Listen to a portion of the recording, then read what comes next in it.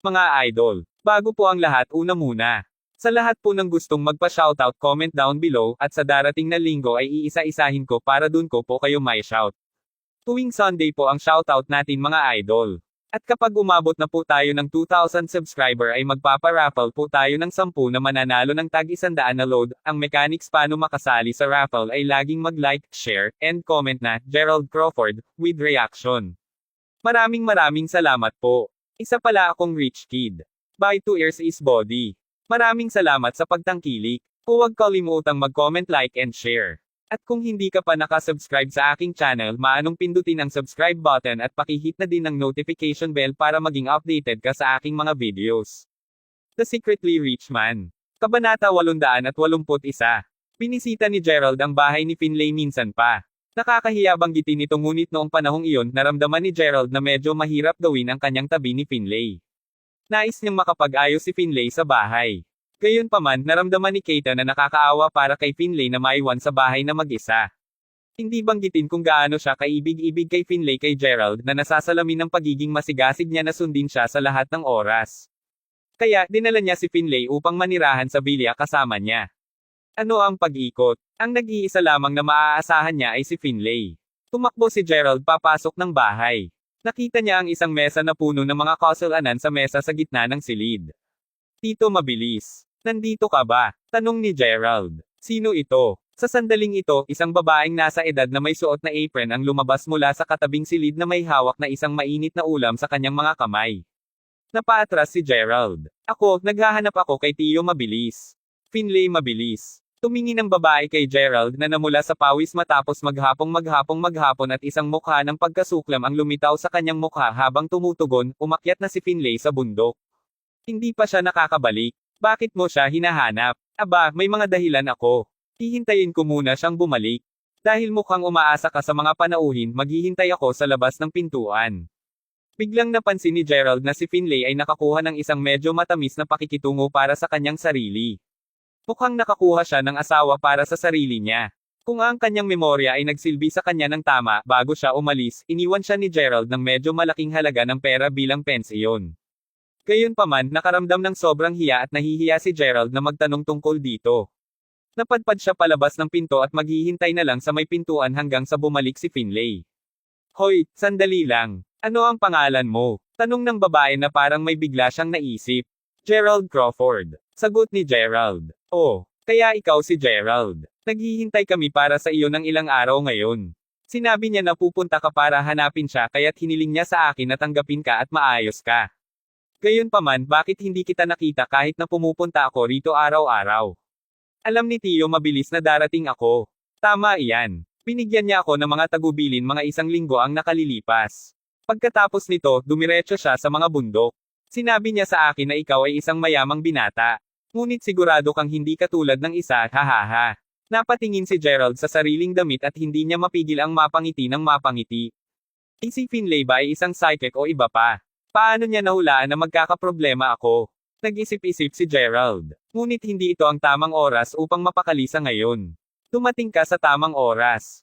Babalik ngayon si Finlay. Pinugbog ko ang isang lamesa na puno ng pinggan para sa kanya. Ngayong nandito ka na, bilisan mo na at umupo ka. Maaari ka munang kumuha ng tsaa. Masiglang sabi ng babae. Matapos makipag-chat sa babae sandali, sa wakas nakuha ni Gerald ang kabuuan ng mga bagay. Ang babae ay nagmula sa parehong nayo ni Finlay. Humiling siya kay Gerald na i-refer siya bilang Tia Maria. Gayunpaman, ang mga bagay ay hindi tulad ng hinuha ni Gerald. Upang maging tiyak, si Tia Maria ay hindi asawa ni Finlay. Siya ay Finlay's godsister. Si Tita Maria ay isang chatterbox. Madami siyang napag-usapan. Habang nag-uusap sila, sinabi sa kanya na may totoong nangyari sa pagitan ni Finlay at Tia Maria. Ito ay naganap noong panahon noong unang bumalik si Finlay sa nayon. Si Tia Maria ay isang balo na nalungkot sa isang matinding karamdaman at si Finlay ang nagligtas sa kanya at inayos ang kanyang karamdaman. Hindi niya maintindihan kung paanong biglang yumaman si Finlay na dating nakatira sa ganoong kabalisaang buhay. Naisip ng bayani, kaakibat ng katotohanan na si Finlay ay talagang isang disenteng tao na may higit na average na mga katangian, nais ni Tia Maria na magsimula ng isang romantikong relasyon sa kanya. Gayunpaman, simpleng tinanggihan ni Finlay ang kanyang mga pagsulong. Pagkatapos nito, sinimulang tretuhin siya ni Tia Maria bilang kanyang nakatatandang kapatid. Ito ang dahilan kung bakit siya naparito upang magluto para sa lalaki ngayon. Maria, halika at tulungan akong mag-imbak ng mga halamang gamot na aking pinili. Isang malakas na boses ang nagmula sa labas ng pintuan. Pagkarinig ni Gerald ng boses ay alam niya agad kung sino ito. Dali-dali siyang tumayo. Tito mabilis. Aking apong lalaki. Nandito ka talaga. Ilang araw ka na ba dito? Si Finlay ay katulad pa rin ng dati. Gayunpaman tumingin siya ng isang maliit na mas malapit kumpara sa dati. Ipinagpalagay ni Gerald na si Tia Maria ang pinilit na magbihis. Kabanata 882. Ang mukha ni Finlay ay mukhang mas rosier kaysa kumpara noong inaalagaan siya ni Kate bago ito. May dala siyang isang bag ng halaman. Kara-rating ko lang. Sagot ni Gerald. Bakit, apo? Ang mga bagay na nakatitiyak na tips up hindi ba? Tanong ni Finlay habang chuckled. Masasabi mo ulit yan. Sumagot si Gerald, wala na akong ibang pupuntahan ngayon kaya't sa palagay ko ay umaasa ako sa iyo mula ngayon. Hahaha, tinanong ko na si Maria na maghintay para sa iyo ng ilang araw ngayon. Sa paghusga sa hitsura mo, dapat ay dusa kang naghirap sa nakaraang mga araw. Halika, umalis na tayo. Naghanda na si Maria ng mesa na puno ng pinggan. Inihanda niya ito para sa iyo. Pumasok ka at uminom ng kaunting inumin kasama ang iyong mga gram. Sambit ni Finlay sabay tapik sa balikat ni Gerald. Kaya, lumabas na pinilit ka ng pamilya Moldel na patay na. Ano pa ang mali sa pamilyang Crawford? Wala ba silang maraming pera? Nahulog ba ang kanilang mga bola kapag nakaharap sa pamilya Moldel? Ang dalawang lalaki ay nagsimulang magsalita tungkol sa alak at pagkain. Si Finlay ay naninigarilyo ng sigarilyo habang nagsasalita siya sa isang banayad na puso. Uncle mabilis, gaano katagal mo nalalaman ang tungkol sa mga Moldel? Kung mas nakikipag-ugnayan si Gerald kay Finlay, mas misteryoso ang lalaki na nagpakita sa kanya. Walang alinlangan, maraming bagay ang alam niya. Napaka-prangka ni Finlay sa pagkakataong ito at bahagyang tumango siya. Alam ko ng kaunti tungkol sa kanila, ngunit tulad ng sinasabi ninyong mga kabataan sa kasalukuyan, hindi ako mapakali na malaman ang lahat ng mga detalye tungkol sa mga noob na pangalawang rate na ito. Pangalawang rate? Nagulat si Gerald. Ang mga ito ay isang pamilya na eksklusibong binubuo ng mga taong may pangalawang rate. Tinutukoy pa nila ang kanilang sarili bilang isang nakatagong angkan. Clan Mayas. Tulad ng impyerno sapat na sila ay karapat-dapat na maituring na isang nakatagong angkan sa paghusga sa kung gaano kahirap makitungo sa mga bagay. Tahimik na umiling si Finlay. Nakita ko kung paano sila gumana. Ang pamilyang Crawford ay may isang masikip na niniting na pagtatanggol at isang mahabang linya ng natitirang mga batang Panginoon. Alin ang dahilan kung bakit nagulat ako nang malaman na nagawa ni Court Moldel na tuluyang masira ang paglaban habang natitirang higit na kalaban sa isang maliit na bilang ng kanyang mga tauhan. Okay, nakukuha ko ang ibig mong sabihin. Ang mga masters na nabanggit mo ba ay katulad ng mga kapatid, Drake at Tyson? Hahaha, maaari bang ituring na sina masters sina Drake at Tyson? Tinanong mo sila sa kanila at tingnan ang kanilang mga reaksyon. Sinabi ni Finlay habang kinawayan ang kamay na walang magawa. Nanatiling tahimik si Gerald. Matapos ang isang sandali ng pagsasaalang-alang, itinaas ni Gerald ang kanyang ulo at tinanong, Uncle mabilis, alam ang tungkol sa Sun League. Ang Sun League. Bakit mo ako tinatanong tungkol dito? Maliwanag na nagulat si Finlay nang marinig ang pagbanggit ni Gerald ng pangalan. Kaya, nagpatuloy na ipaliwanag ni Gerald ang mga sulok ng sitwasyon kay Finlay muli. Medyo may alam ako sa kanila. Makinig, hindi ito tulad ng pagtingin ko sa iyo o pagmamaliit ng mga pamilya Crawford o Moldel, ngunit may nagsasabi sa akin na dapat mong iwaksi ang mga ideyang ito at kaisipan sa ngayon. Bakit? Tanong ni Gerald. Sa puntong ito ng oras, mas kaunti ang alam mo, mas mabuti ito para sa iyo. Apo, nagsanay ka ba ng 5 galaw at ang pamamaraan ng paghinga na itinuro ko sa iyo bago ito? Tanong ni Finlay na may ngiti sa labi. Oo naman. Tumango si Finlay at sinabi, ano ang mga plano mo sa hinaharap? Bamantong hininga si Gerald habang sinabi, wala akong pera ngayon at hinahanap ako ng mga tauhan ni Court. Wala kahit saan ako makakapunta kaya naghahanap ako ng kanlungan sa lugar mo ngayon. Hahaha, tama ang ginawa mo, apo. Sa totoo lang kahit na hindi mo ako hinanap darating ako sa paghahanap mo maaga o huli. Ito ang ating kapalaran. Kaya, dapat kang manatili lamang sa akin mula ngayon. Maaga o huli, mauunawaan mo kung bakit sinabi ko na ang mga Moldel ay pangalawang rate lamang ng mga tao. Tinapik ni Finlay si Gerald sa ulo. Tito mabilis, mayroon akong isa pang tanong. Sige lang. Bakit mo ako nahanap sa una pa noon? Hindi ito maaaring dahil gusto mo, di ba? Palaging nais na tanungin siya ni Gerald ng katanungang ito. Tulad ng sinabi ko, huwag magtanong sa akin ng ganitong mga katanungan sa ngayon. Kapag tamang panahon, sasabihin ko sa iyo ang lahat. Sa ngayon, maaari ka lamang manatili sa aking lugar na may kapayapaan ng isip at matuto mula sa akin noon. Alamin mo, ano ang matututunan? Tanong ni Gerald. Matuto kang maging husay. Ang uto kong apo, hindi mo ba naisip ang dahilan kung bakit ka napunta sa estado na ito? Kung mayroon kang naaangkop na mga kasanayan, papayagan mo ba si Court na habulin ka tulad ng isang aso? Naalala ko na kayo tungkol sa bagay na ito noong umalis ako noon. Sagot ni Finlay. Tama iyan. Nang umalis si Finlay noon, sinabi na niya kay Gerald na hindi malulutas ng pera ang lahat. Kailangan niyang may kakayahan din sa iba pang mga aspeto. Gayunpaman, walang oras si Gerald upang kunin ang mga ibang kasanayang ito. Akala niya hindi ito kinakailangan. Nung hinuhuli siya ni Court ay napagtanto niya na bukod sa pera, wala siyang kahalagahan na bumubuo sa kanyang pagkakakilanlan. Kabanata 883. Tito mabilis, ano ang kailangan kong malaman? Tanong ni Gerald. Kailangan mong malaman ang lahat ng alam ko. Maaari mong dahan-dahan ang iyong oras. Gerald, ang iyong pangangatawan ay talagang hindi gaanong masama.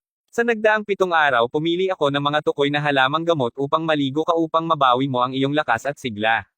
Bukod doon, gaganap din ako sa iyo. Huwag kang mag-alala. Sa ilalim ng aking patnubay, hindi magtatagal bago ka maging master. Ginagawa mo iyon para sa akin sa nakaraang 7 araw. Talagang naantig si Gerald nang marinig ang pangungusap na ito. Kung sa bagay, hindi maganda ang ugali niya noong una niyang makilala si Finlay. Ang isiping ang matandang lalaki ay handang gumawa ng labis na pagsusumikap upang matulungan lamang siya. Ang lalaki ay talagang nag-aalala tungkol sa kanyang kagalingan. Si Finlay ay hindi kanyang biolohikal na lolo, ngunit naramdaman ni Gerald na mas malapit siya sa kanya kumpara sa kanyang sariling lolo. Sa sandaling ito, wala nang hinahangad si Gerald kaysa sa mabuhay ayon sa inaasahan ni Finlay. Kaya, nagpatuloy si Gerald na manatili sa nayon, natutunan ang lahat ng uri ng mga kasanayan mula kay Finlay. Sa isang iglap lang ng mata, kalahating taon na ang lumipas sa isang lihim na silid sa mansyon ng pamilya Crawford sa North Bay. Paano ito wala pa rin tungkol kay Gerald? Sa nagdaang 6 na buwan, tila lumaki ng mas matanda si Dylan. Namumula na ang buhok niya. Patuloy na basang-basa ng luha ang mukha ni Yulia araw-araw. Master, sinama ko ang batang Panginoon hanggang sa lalawigan ng Salford noon. Gayunpaman, inatake kami sa lalawigan ng Salford. Nanatili ako sa likuran upang takpan si G. Crawford at protektahan siya mula sa aming mga kaaway. Ang alam ko lang ay nagpunta na siya sa isang nayon upang maghanap para sa isang matandang lalaki na ang apelyido ay mabilis. Sinabi sa akin ni Miss Keita ang address ng matanda. Ilang beses ko nang napuntahan ang lugar ngunit ang bahay ay matagal nang nabakant at walang mga palatandaan na naroon na noon si Gerald. Si Zack ay hindi naging tamad sa nagdaang 6 na buwan, sa halip, sinasaliksik niya ang kontinente sa paghahanap kay Gerald habang nananatiling nagtago. Sa kasamaang palad, sa nagdaang 6 na buwan, si Gerald ay tila tuluyang nawala sa ibabaw ng mundo. Ito ang lahat ng iyong kasalanan. Kung medyo malakas ka lang at mas malakas ka pa noon, hindi sana kakailanganin niyang iwan ang pamilya namin. Hindi natin alam kung patay na o buhay na si Gerald ngayon. Nag-aalalang sabi ni Yulia. Umiiyak din si Jessica habang inaalo ang ina. Nawala lahat kay Gerald kasama na ang kanyang ID card. Hindi banggitin ang katotohanan na ang bastard na iyon, si Court Moldal ay naghahanap sa lahat para sa kanya. Paano mo maaasahan na magtatago siya noon? Sino ang nakakaalam, marahil ay matagal na siyang nahulog sa kanyang mga kamay. Habang mas nagsasalita siya, mas nababagabag si Yulia. Hindi. Kung talagang nahulog si Gerald sa mga kamay ni Court, kung gayon ang bastardo na iyon ay maglabas na ng banta. Siya ay nagmumula sa lahat ng mga uri ng mga dahilan sa nakaraang 6 na buwan ngunit wala silang iba kundi mga dahilan, tama. Gerald sana ang naging bargaining chip niya dahil alam niya na makikompromiso tayo at susuko para sa kanyang kapakanan.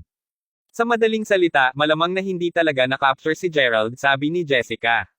Tama si Jessica. Huwag kang mag-alala. Naniniwala ako sa anak namin. Magiging maayos siya. Kate, tulungan mo si tita na bumalik sa kanyang silid. Pahinga ka muna siya, Dylan said.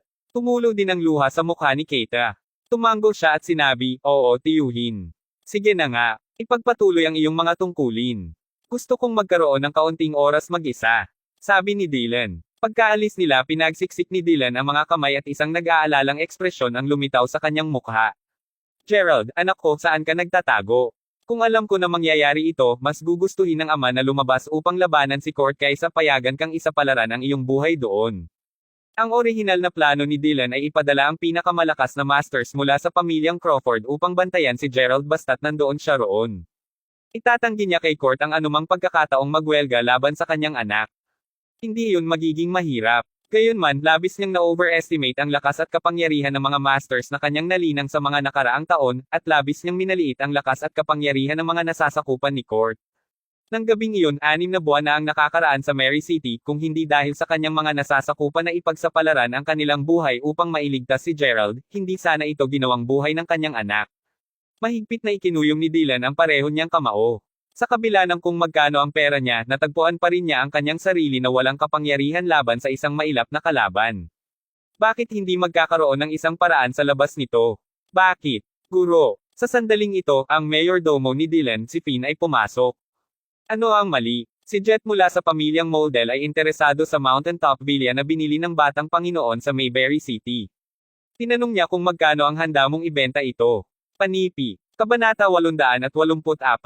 Ang pangatlong anak ni Court, Jet. Tinuyam ng mga kamao ni Dylan. Oo, Ginoo, siya yun. Hahaha. Sa nagdaang 6 na buwan, mayroon bang anumang bagay na hindi niya ginasto? Magbenta. Maaari ba siyang maging higit na walang galang? Sabihin mo sa kanya na hindi namin ito ibinibenta. Mariing hinampas ni Dylan ang mga kamay sa lamesa. Bagaman hindi makagawa si Court ng wastong pagbibigay katwiran upang pigilan ang pamilya Moldel mula sa pagtulong sa pamilyang Crawford upang subaybayan ang Sun League, 6 na buwan na ang nakalilipas, tinanong niya ang kanyang pangatlong anak na si Jet na sumali sa koponan ni Parker sa ilalim ng palusot na dapat niyang makuha mas maraming karanasan. Gayunpaman, sa pagdating ni Jet, sinubukan niyang sakupin ang lahat ng gusto niya ng sapilitang at naging mapagparaya si Dylan sa kanya sa lahat ng ito. Ngunit ito ang pangwakas na dayami. Ngunit Master Court Moldel ay nakatingin sa pamilya Crawford sa mahabang panahon ngayon. Kung si Jet ay hindi nasiyahan at subukang magdulot ng kaguluhan sa atin, maaari itong mapunta sa isang sakuna para sa atin. Wala ring nagawang tugon ang mayordoma. Okay, fine. Ayos. Ibigay mo sa kanila. Maaari niyang makuha ito kung nais niya ito. Kawalang pasensya ni Dylan. Ang isang bagay na nagkakahalaga ng $123 million ay wala sa paningin ni Dylan. Maging ganoon, nagalit pa rin siya sa lantarang pagpapakita ng kawalang galang kay Jet. Ngunit wala siyang pagpipilian, hindi ba? Kumusta naman? Pumayag na ba si Dylan dito? Isang magarbong mukhang binata na nakakross ang mga binti ay sumisipsip ng kanyang tsaa sa labas. Pagbati, G. Moldel. Sinabi ng master na dahil interesado ka rito, bibigyan niya ka ng regalo sa Mountaintop Villa. Kung hindi mo ako alintana na magtanong, bakit mo pa natanong tungkol sa pagbili nito sa una? Sa kabila ng paggalang na tono ng butler, naramdaman niya ang pagnanasa na kainin ng buhay ang bastardo. Sige, napakahusay. Alam mo, ang kredito kung saan dapat bayaran ang kredito. Si Dylan Crawford ay isang tao na nakakaunawa sa katotohanan ng mga bagay. Kailangan kong ibigay sa kanya iyon. Mga kapatid, tara na. Iwanan na natin ang nakakainip na lugar na ito, at pumunta sa Mayberry City ng ilang araw. Sinabi ni Jet habang siya ay naglalakad palayo sa isang mabait na pamamaraan sa harap ng kanyang mga tauhan. Sa isang restaurant sa isang maliit na bayan sa lalawigan ng Salford.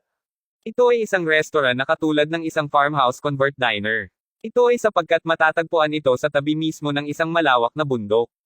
May isang malaking ilog na dumadaan sa kabilang bahagi ng bundok. Tunay na ito ay isang magandang bundok na may kristal na tubig. Kaya, maraming mga tao mula sa tinaguriang mas mataas na klase ang madalas na pumupunta dito upang maglakbay at tuklasin ang lugar. Ano man ito, kailangan mong magbigay sa akin ng paliwanag ngayon. Alam mo ba kung gaano kamahal ang mga damit ko? Tama iyan. Hilingin sa iyong boss na pumunta dito. Panasan mo. Marahil ikaw ay may sakit at pagod na sa buhay. Iyon ba? Isang babae na 30-30 may mabigat na pampaganda sa kanyang mukha ang nakahawak sa kwelyo ng isang kabataan at tumanggi siyang bitawan. Malakas siyang sumigaw sa tenga niya.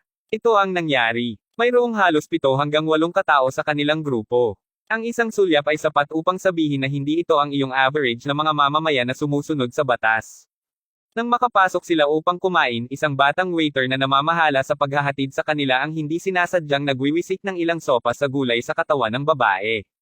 At ang mga bagay ay bumaba lamang mula sa puntong iyon. Ang pangunahing dahilan kung bakit mayroong isang malaking ruckus ay naisip nila na magiging madali at nakakaaliw na bully ang may-ari ng restaurant na ito. Humihingi ako ng labis na pasensya, mangyaring, hayaan akong panasan ito sa iyo. Labis na humingi ng paumanhin ang kabataan habang lumalabas siya upang panasan ang sopa sa kanyang damit. Sampal. Hindi inaasahan, sinampal ng babae ang bata sa mukha niya. Damn it. Alisin mo sa akin ang iyong mga maruming kamay. Gaano ka manggahas na hawakan ako? Berthold, tingnan mo kung gaano kasaindak ang kanyang ugali. Sinabi ng babae sa isang bastos mapang-akit na tono. Sumulyap siya sa isang matapang na lalaki sa tabi niya na may tato na dragon at isang buzz cut. Boom! Ang malakas na tao ay hinampas ang kanyang paa sa tiyan ng mahirap na waiter. Lumipad pa atros ang kabataan at binasag ang mga lamesa sa likuran niya. Maraming mga parokyano sa restaurant at lahat sila ay nakatingin ng walang malasakit sa pinangyarihan bago sila. Kabanata 885. Kapatid. Biglang, isang batang babae na may nakapusod ay tumakbo palabas ng kusina habang nakahawak pa rin sa ilang mga gulay. Nakita niya ang binata na inaabuso ng kanilang mga customer. Kaya, dali-dali niyang isantabi ang ginagawa bago tumakbo upang mailigtas ang kanyang kapatid. Bakit mo sinaktan ang kapatid ko? Ang dalaga ay lumuhad ng may mapupulang lulang mga mata. Bakit natin siya hinampas? Tignan mo ta. Tinumi niya ang damit ko. Ano ang problema sa iyong restaurant? Paano ka makakapag-upa ng isang clueless waiter na tulad niya? Humihingi lang siya ng pambubugbog sa puntong ito. Damn it. Sabihin mo sa akin, ano ang gagawin mo ngayon? Kung hindi ka uubo ng ilang pera bilang kabayaran, maghanda na makita ang iyong restaurant na nasira. Malamig na sabi ng babae. Huwag basagin ang tindahan. Pakiusap. Nagmamakaawa ako sa iyo. Naluha ang kabataan habang bumubulusok sa kanilang mga paa. Kapatid, huwag mong gawin iyan. Nag-aalalang sabi ng dalaga. Ang batang babae ay mukhang nasa edad 20s pa lamang siya. Siya ay isang masipag at matino na batang babae. Ginawa nitong lahat na mas madaling bulayan ang kalunos-lunos na maliit na pamilya. Ang pangkat ng mga thugs ay naging mas agresibo nang mapagtanto nila ito. Ang mga kalalakihan sa likuran ni Berthold ay nagsimulang paluwagin ang kanilang mga kasukasuan at pag-crack ng kanilang mga knuckle, habang inihahanda nila ang kanilang sarili para sa isang away. Ang mga taong nakaupo sa paligid nila ay nagsisimula na ring kabahan. Malinaw na ang mga mahihirap na kapatid na ito ay hindi aalis ng walang pambubugbog. Nakakaawa. Anong meron, bakit may away? Sa sandaling iyon, isang binata na nakasuot ng isang taluktok na cap ang dumating sa labas sakay ng isang dekuryenteng tricycle kasama ang isang babae. Malinaw na lumabas sila upang bumili ng ilang mga gamit para sa kusina. Nang makita ng babae ang away na nangyayari sa loob, dali-dali siyang tumalon mula sa electric tricycle at sumugod sa restaurant. Sa kabilang banda, ang binata sa labas ay medyo kalmado pa rin at mabait. Ninakaw niya ang isang tingin sa mga tao sa loob ng restaurant habang inaalis niya ang mga gamit na may sigarilyong nakabitin sa pagitan ng kanyang mga labi. Ma, inatake nila siya. Nagmamadaling sabi ng dalaga. Ma, sinaktan nila ako. Sabi ng binata habang nagpatuloy sa paghikbi palayo sa sahig. Hunter, huwag kang matakot. Narito si nanay. Sino ang nagbigay sa iyo ng karapatang patulan siya? Labis na pagkabalisa ang naramdaman ng babae sa oras na ito.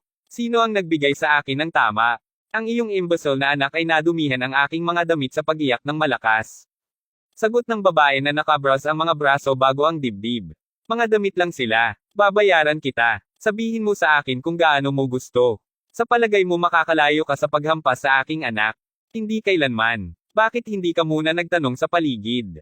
Ako, si Maria, siguro ay isang balo, ngunit hindi ako isang tao na maglakas loob ka. Sigaw ng ina ng binata. Mabuti. Optimistic, di ba? Sasabihin ko sa iyo kung ano ito. Ito ay isang produktong Hermes. Isang bagong tatak iyan. Sinuot ko ito sa kauna-unahang pagkakataon ngayon at nagkakahalaga ito ng $14,000. Sagot ng babae. Nang marinig ito ni Maria, nawala ang kanyang kayabangan. Magkano ito? $14,000. May mga damit na mahal. Ang taunang kita para sa farmhouse na ito ay halos $8 o $9,000 lamang. Ngayon ay kinailangan nilang umubo ng $14,000 dahil lamang sa mga damit ng isang tao na may sopas na gulay dito. Mapang-akit. Hahaha. Ang isang bansa na bukol ay palaging magiging napaka-ignorante. Duda ako na narinig mo pa ang tatak dati. Mayabang na sagot ng babae. Naiwan si Maria na walang imak. Pagkatapos ng lahat, ang mga taong ito ay may Land Rover G500 at iba't ibang mga magarbong kotse na nakapark sa labas at tila hindi sila tulad ng anumang ordinaryong tao. Nahuli siya sa pagitan ng isang bato at isang matigas na lugar. Ang mga nanood ay lahat ay nakasuot ng mga nakakasayang ekspresyon nang tumingin sila sa may-ari ng restaurant. Walang ibang paraan sa paligid nito. Ito ay puro malas lamang. Habang magkaharap ang magkabilang partido, ang binata na nakasuot ng isang taluktok na takip na naglalabas ng mga paninda sa labas ay lumakad sa restaurant. Naglakad siya hanggang sa gilid ng babae. Nakasuot siya ng mahabang damit na isang piraso. Pagkatapos ay kinuha niya ang damit kung nasaan ang hita nito at sinimulang maramdaman ang materyal ng tela. Sa sobrang takot ng babae ay napasigaw siya sa takot. Ikaw, anong ginagawa mo? Asar din si Bertold. Pag-crack ng kanyang leeg, halata na malapit na siyang mag-away. Ito ay isang huwad. Ang binata na may tuktok na cap ay sinabi habang umiling, niloko ka, milady. Kabanata 886. Tinubad ng binata ang kanyang taluktok na takip bago ito isantabi. Pagkatapos nito, sinilip niya ang kanyang nasusunog na puwita ng sigarilyo palabas ng restaurant. Sa sandaling hinubad niya ang kanyang takip, malinaw na nakikita ng lahat sa loob ng restaurant na sa kabila ng kanyang payat na pangangatawan, binigyan niya ang mga tao ng isang nakakatakot na aura, at kung gaano kagwapo at maislan ang kanyang mukha. Nang marinig ito ng babae, nagsimula siyang mag-alala ng higit pa. Dapat bulag ka. Ito ay isang tunay na produkto. Walang paraan sa impyerno ay makikilala ang isang tao na tulad mo sa pagitan ng isang tunay at isang peking produkto. Bakit hindi mo aminin na hindi kayo magbabayad sa akin? Mukhang kailangan kong magturo sa iyo ng isang aralin ngayon, baka makalimutan mo kung gaano ako kakapangyarihan. Sinulyapan ng babae si Bertold habang sinenyasan siya na magpatuloy. Si Bertold at ang kanyang mga tauhan ay nagsimulang sumulong sa binata. Sige, tama na. Alam ko na kayong lahat ay mabuting tao. Gayunpaman, ito ay talagang isang knock-off. Bakit ako maaaring magsinungaling sa iyo? Habang nagsasalita siya, hinawakan ng binata ang damit ng babae at pinunit ito. Nagsimulang sumigaw ulit ng malakas ang babae. Tingnan mo kung naniniwala ka sa akin.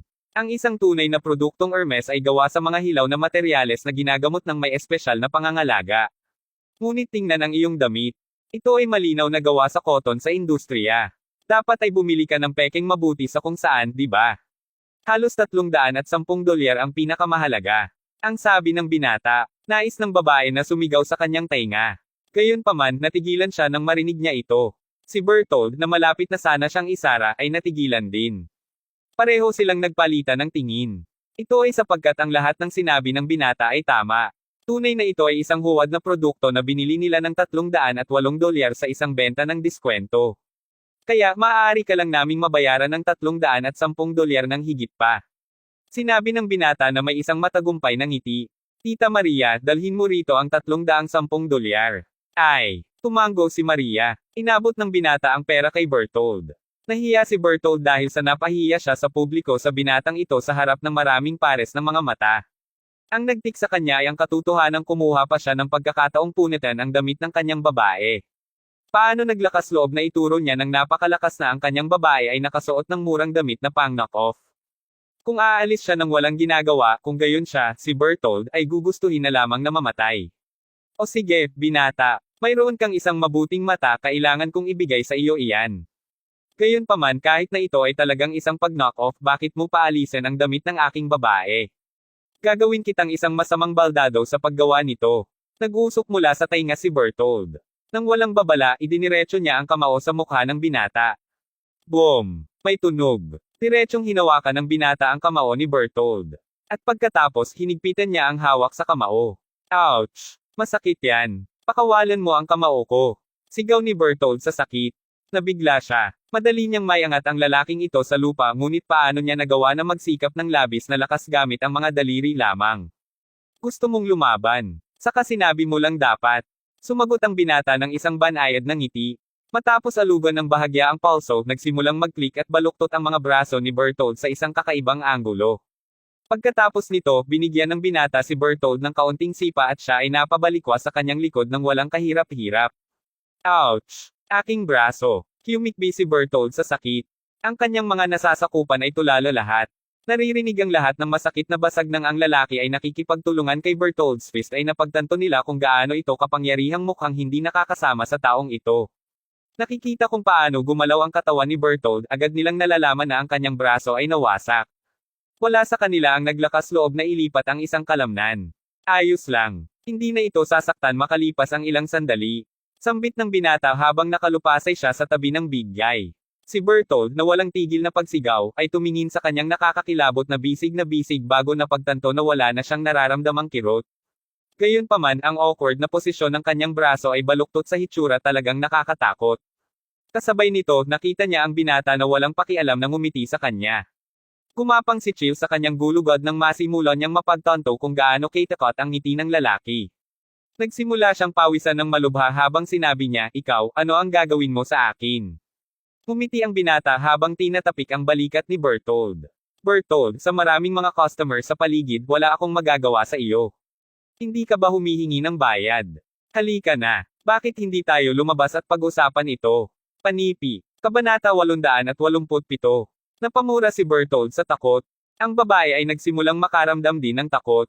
Natatakot siyang baka mabali rin ng braso nito ang braso tulad ng ginawa niya kay Bertold. Sumunod siya sa likuran ng binata habang naglalakad sila papunta sa likod ng bahay. Sa wakas nakarating sila sa isang kubo sa kanilang likod bahay. Thud. Sinore ng binata ang malakas na pintuan sa likuran nila ng malakas. Pareho silang kinilig sa takot. Ngunit wala silang ibang pagpipilian. Pagkatapos ng lahat, hindi pinapayagan ni Bertold na manatili ang kanyang braso sa dati. "Mas mabuti mong ayusin mo ang braso ko. O hindi kita bibitawan." Bakit hindi ka lumibot at magtanong, hindi gaanong mawawala sa kanyang kayabangan si Bertold.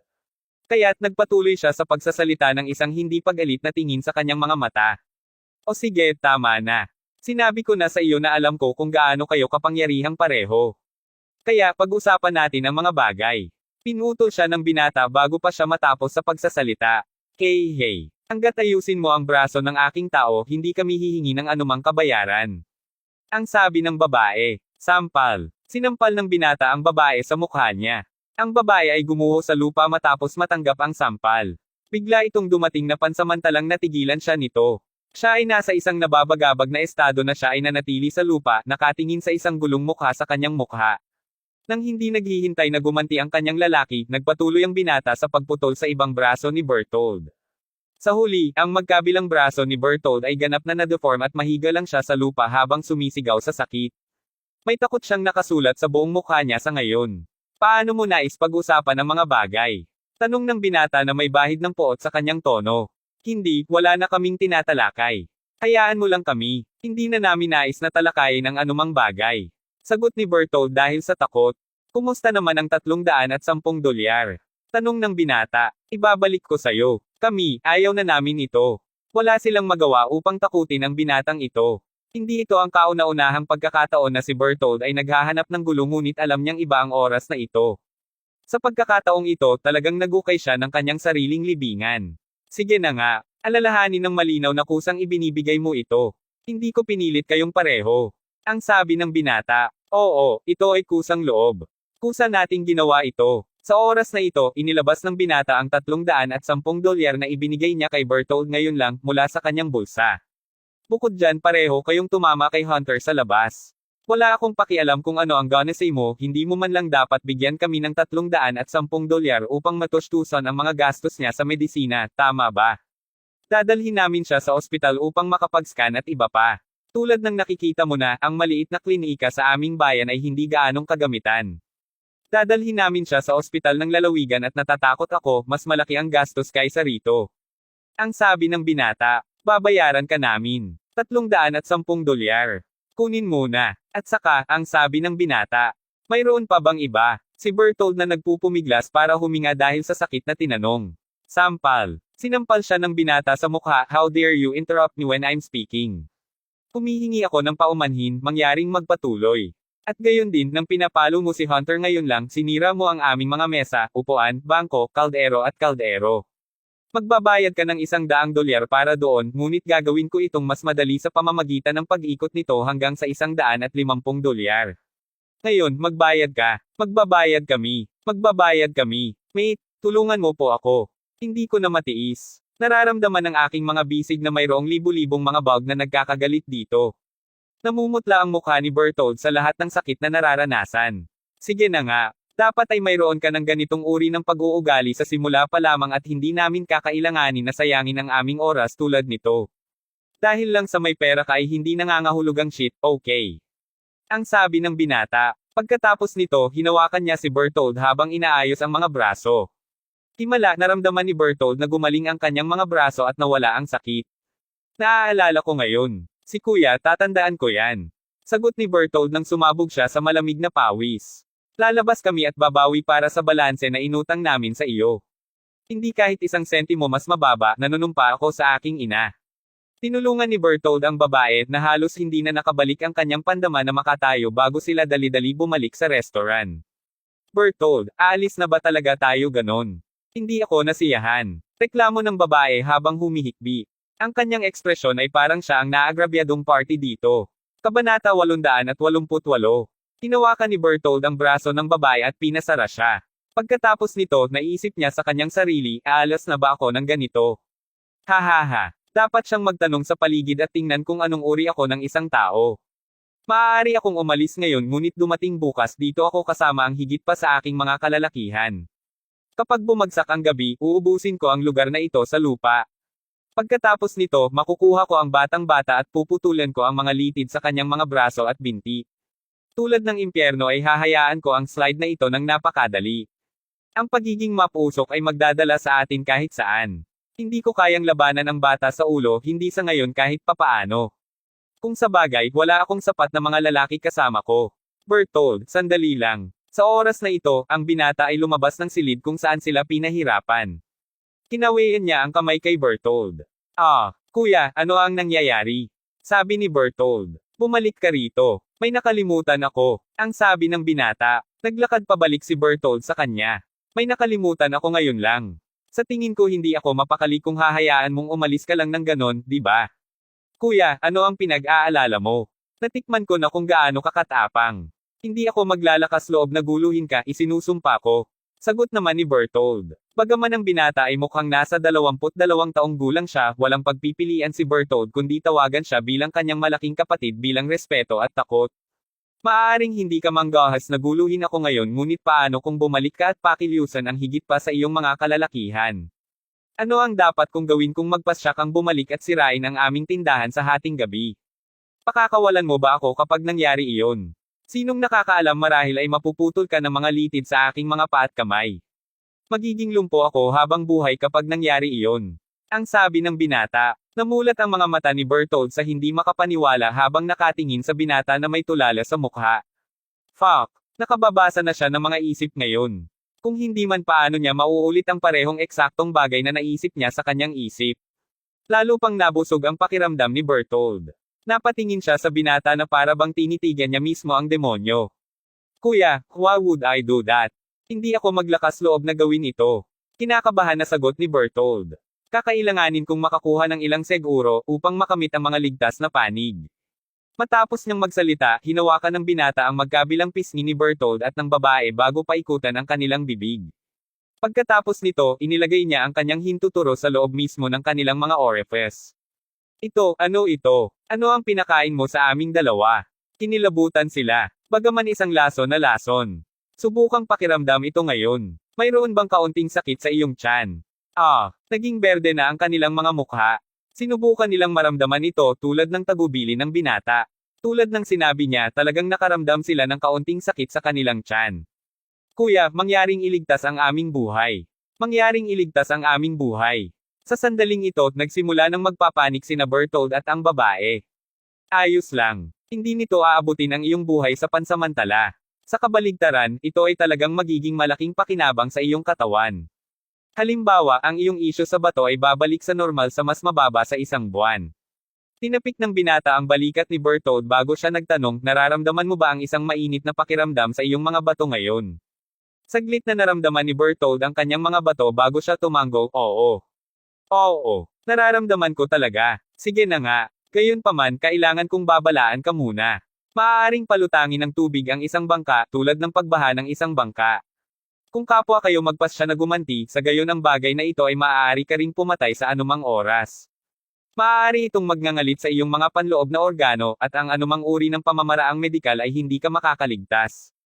Ang mukha ng binata ay naninigas ng ilang segundo. Ang dalawa sa kanila ay takot na ang kanilang mga binti ay nanginginig na sa takot. Kuya, naiintindihan ko na. Naiintindihan ko. Pareho silang tumango. Sige na nga, Teryo na, ang sabi ng binata. Pagkatapos nito, pareho silang naglalakad sa front desk na gulat habang inilapag nila sa mesa ang $800 bago sila umalis kasama ang kanilang mga kalalakihan na nagmamadali. Huwag kang umalis. Hindi mo sinabi kung gaano ka kahanga-hanga. Bakit ka umalis ngayon? Sigaw ni Maria habang nakatayo sa pintuan na nakapatong ang mga kamay. Tawang-tawa siya habang binibilang ang taba ng mga bayarin. Gerald, ito ang lahat salamat sa iyo. Hahaha. Gumawa ako ng labis na $800 ngayon. Kailangan talaga akong umasa sa iyo pagdating sa mga hindi kanais-nais na mga tao. Nakangiting sabi ni Maria habang nakatingin sa binata. Gerald, mangyaring sabihin sa amin kung paano mo natakot si Bertold sa oras na ito. Tama iyan. Ang binatang ito ay walang iba kundi si G. Crawford mula sa nakaraan. Gerald. Ngumiti-ngiti si Gerald bago niya sinabi sa kanila ang buong kwento. Hahaha. Pinakain mo ba talaga sila ng isang laso na lason? Tanong ng dalaga. Syempre hindi. Pinindot ko lang ang ilan sa kanilang mga meridian point bago lokohin sila. Sagot ni Gerald sa hush tone. Walang ibang paraan upang makitungo sa mga taong katulad nito. Kung hindi man tiyak na babalik sila sa atin sa hinaharap. Umiling si Gerald na walang magawang ekspresyon. Pagkatapos nito parang may bagong ideya na sumulpot sa kanyang isipan nang sabihin niya sa kanila, tama iyan. Halos may nakalimutan ako. Babalik ako sa inyo. Sa sandaling natapos na siya sa pagsasalita, tumakbo si Gerald at umalis sa kanyang electric tricycle. Kabanata 889. Iba ang tingin ng dalaga sa mga mata nang tumingin ito sa likuran ni Gerald sa kanyang pag-alis. Ivy, ano ang tinitingnan mo? Hindi mapigilan ni Maria na magtanong nang mapansin niya kung gaano siya ginulo ang kanyang anak. Wala akong tinitingnan. Nagpout si Ivy habang tumutugon habang umiling.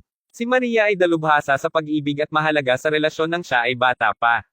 Kaya paano niya maaaring hindi alam kung ano ang iniisip ng kanyang anak na babae? Tama iyan. Si Gerald ay isang matapang na binata pagkatapos ng lahat. Marami siyang kamanghamanghang mga kasanayan at pakikitungo niya rin sa lahat. Sa katunayan, hindi maraming mga batang babae ang makakalaban sa isang lalaking tulad niya. Sa makatuwid, hindi maiwasang magsimula ang damdamin ng kanyang anak sa kanya. Gayunpaman, napasinghap si Maria nang sabihin niya, Ivy, isang payo. Hindi na kayo makakasama ni Gerald. Una nang balak ni Ivy na tanggihan at pabulaanan ang sinabi ng kanyang ina. Ngunit nang makita niya ang matibay na ugali ng kanyang ina, agad siyang sumagot, bakit? Wala namang girlfriend si Gerald. Sinong nagsabi? Ito ay lamang na may nangyari sa kanyang kasintahan. Hindi ko talaga alam ang tungkol sa mga detalye ng eksaktong nangyari. Gayunpaman si Gerald ay isang napakalakas na tao at mahal niya ang kasintahan. Sinasabi ko lang ito sa iyo dahil ayokong makita kang nasasaktan. Sabi ni Tita Maria. Nang marinig ni Ivy ang mga salitang iyon, lumitaw sa kanyang mukha ang isang malungkot na ekspresyon. Pagkatapos nito, tumalikod siya at walang imak na pumasok sa kusina. Nasa labas si Gerald, tila may sinusubukang kunin. Sa nagdaang 6 na buwan, si Gerald ay nanatili sa tabi ni Finlay. Patuloy siyang nagbabad sa mga halamang gamot, nagsasanay at nagpapabuti ng kanyang pisikal na fitness buong araw. Sumailalim din siya sa maraming mga rehimeng pagsasanay sa ilalim ng mga tagubilin ni Finlay. Si Gerald ay nagpunta din sa maraming mga misyon tulad ng tinukoy ng kanyang master. Maraming nagbago sa 6 na buwan na ginugol ni Gerald sa ilalim ng patnubay ni Finlay. Tungkol sa kanilang paglipat, nais ni Finlay na mapabilis ang pagsasanay ni Gerald sa mga bundok. Kaya iyon ang dahilan kung bakit sila lumipat sa maliit na bayan. At dahil si Tita Maria ay walang kamag-anak sa nayon, ginamit niya ang pensiyong ibinigay ni Gerald kay Finlay dati upang buksan ang farmhouse restaurant. Si Tia Maria ang kadalasang nagpapatakbo ng restaurant. Sa nagdaang 6 na buwan, ang mga kasanayan at lakas ni Gerald ay napabuti ng malaki. Naiisip niya ang hindi mabilang na beses tungkol sa pag-uwi upang makita ang kanyang mga kaibigan at pamilya. Hindi ito isang madaling gawain para kay Court na subukan at patayin si Gerald ngayon, at masasabing napakahirap na gawain na ito. Gayunpaman, solo na ngayon ang pagtakbo ni Gerald. Siya ay nag-iisa at siya ay mawawalan ng pag-asa sa bilang kung siya ay aakyat laban sa malaki at makapangyarihang pamilya model ngayon.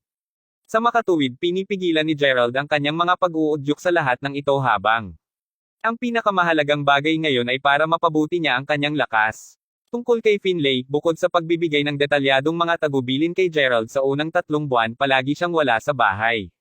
Nangangahulugan din ito na palaging nagpa-practice si Gerald ng mag-isa.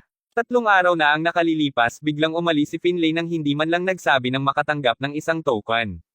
Sanay na rin dito si Gerald. Matapos makilala si Finlay at gumugol ng mas maraming oras sa kanya, napagtanto ni Gerald na si Finlay ay talagang isang misteryosong tao. Ang mga taong alam niyang lahat ay nakakagulat na maimpluwensyang, at hindi ang uri ng mga tao na aasahan mong maging pamilyar sa matandang lalaki. Sigaw. Tumigil ang bisikleta ni Gerald sa harap ng kapwa binata.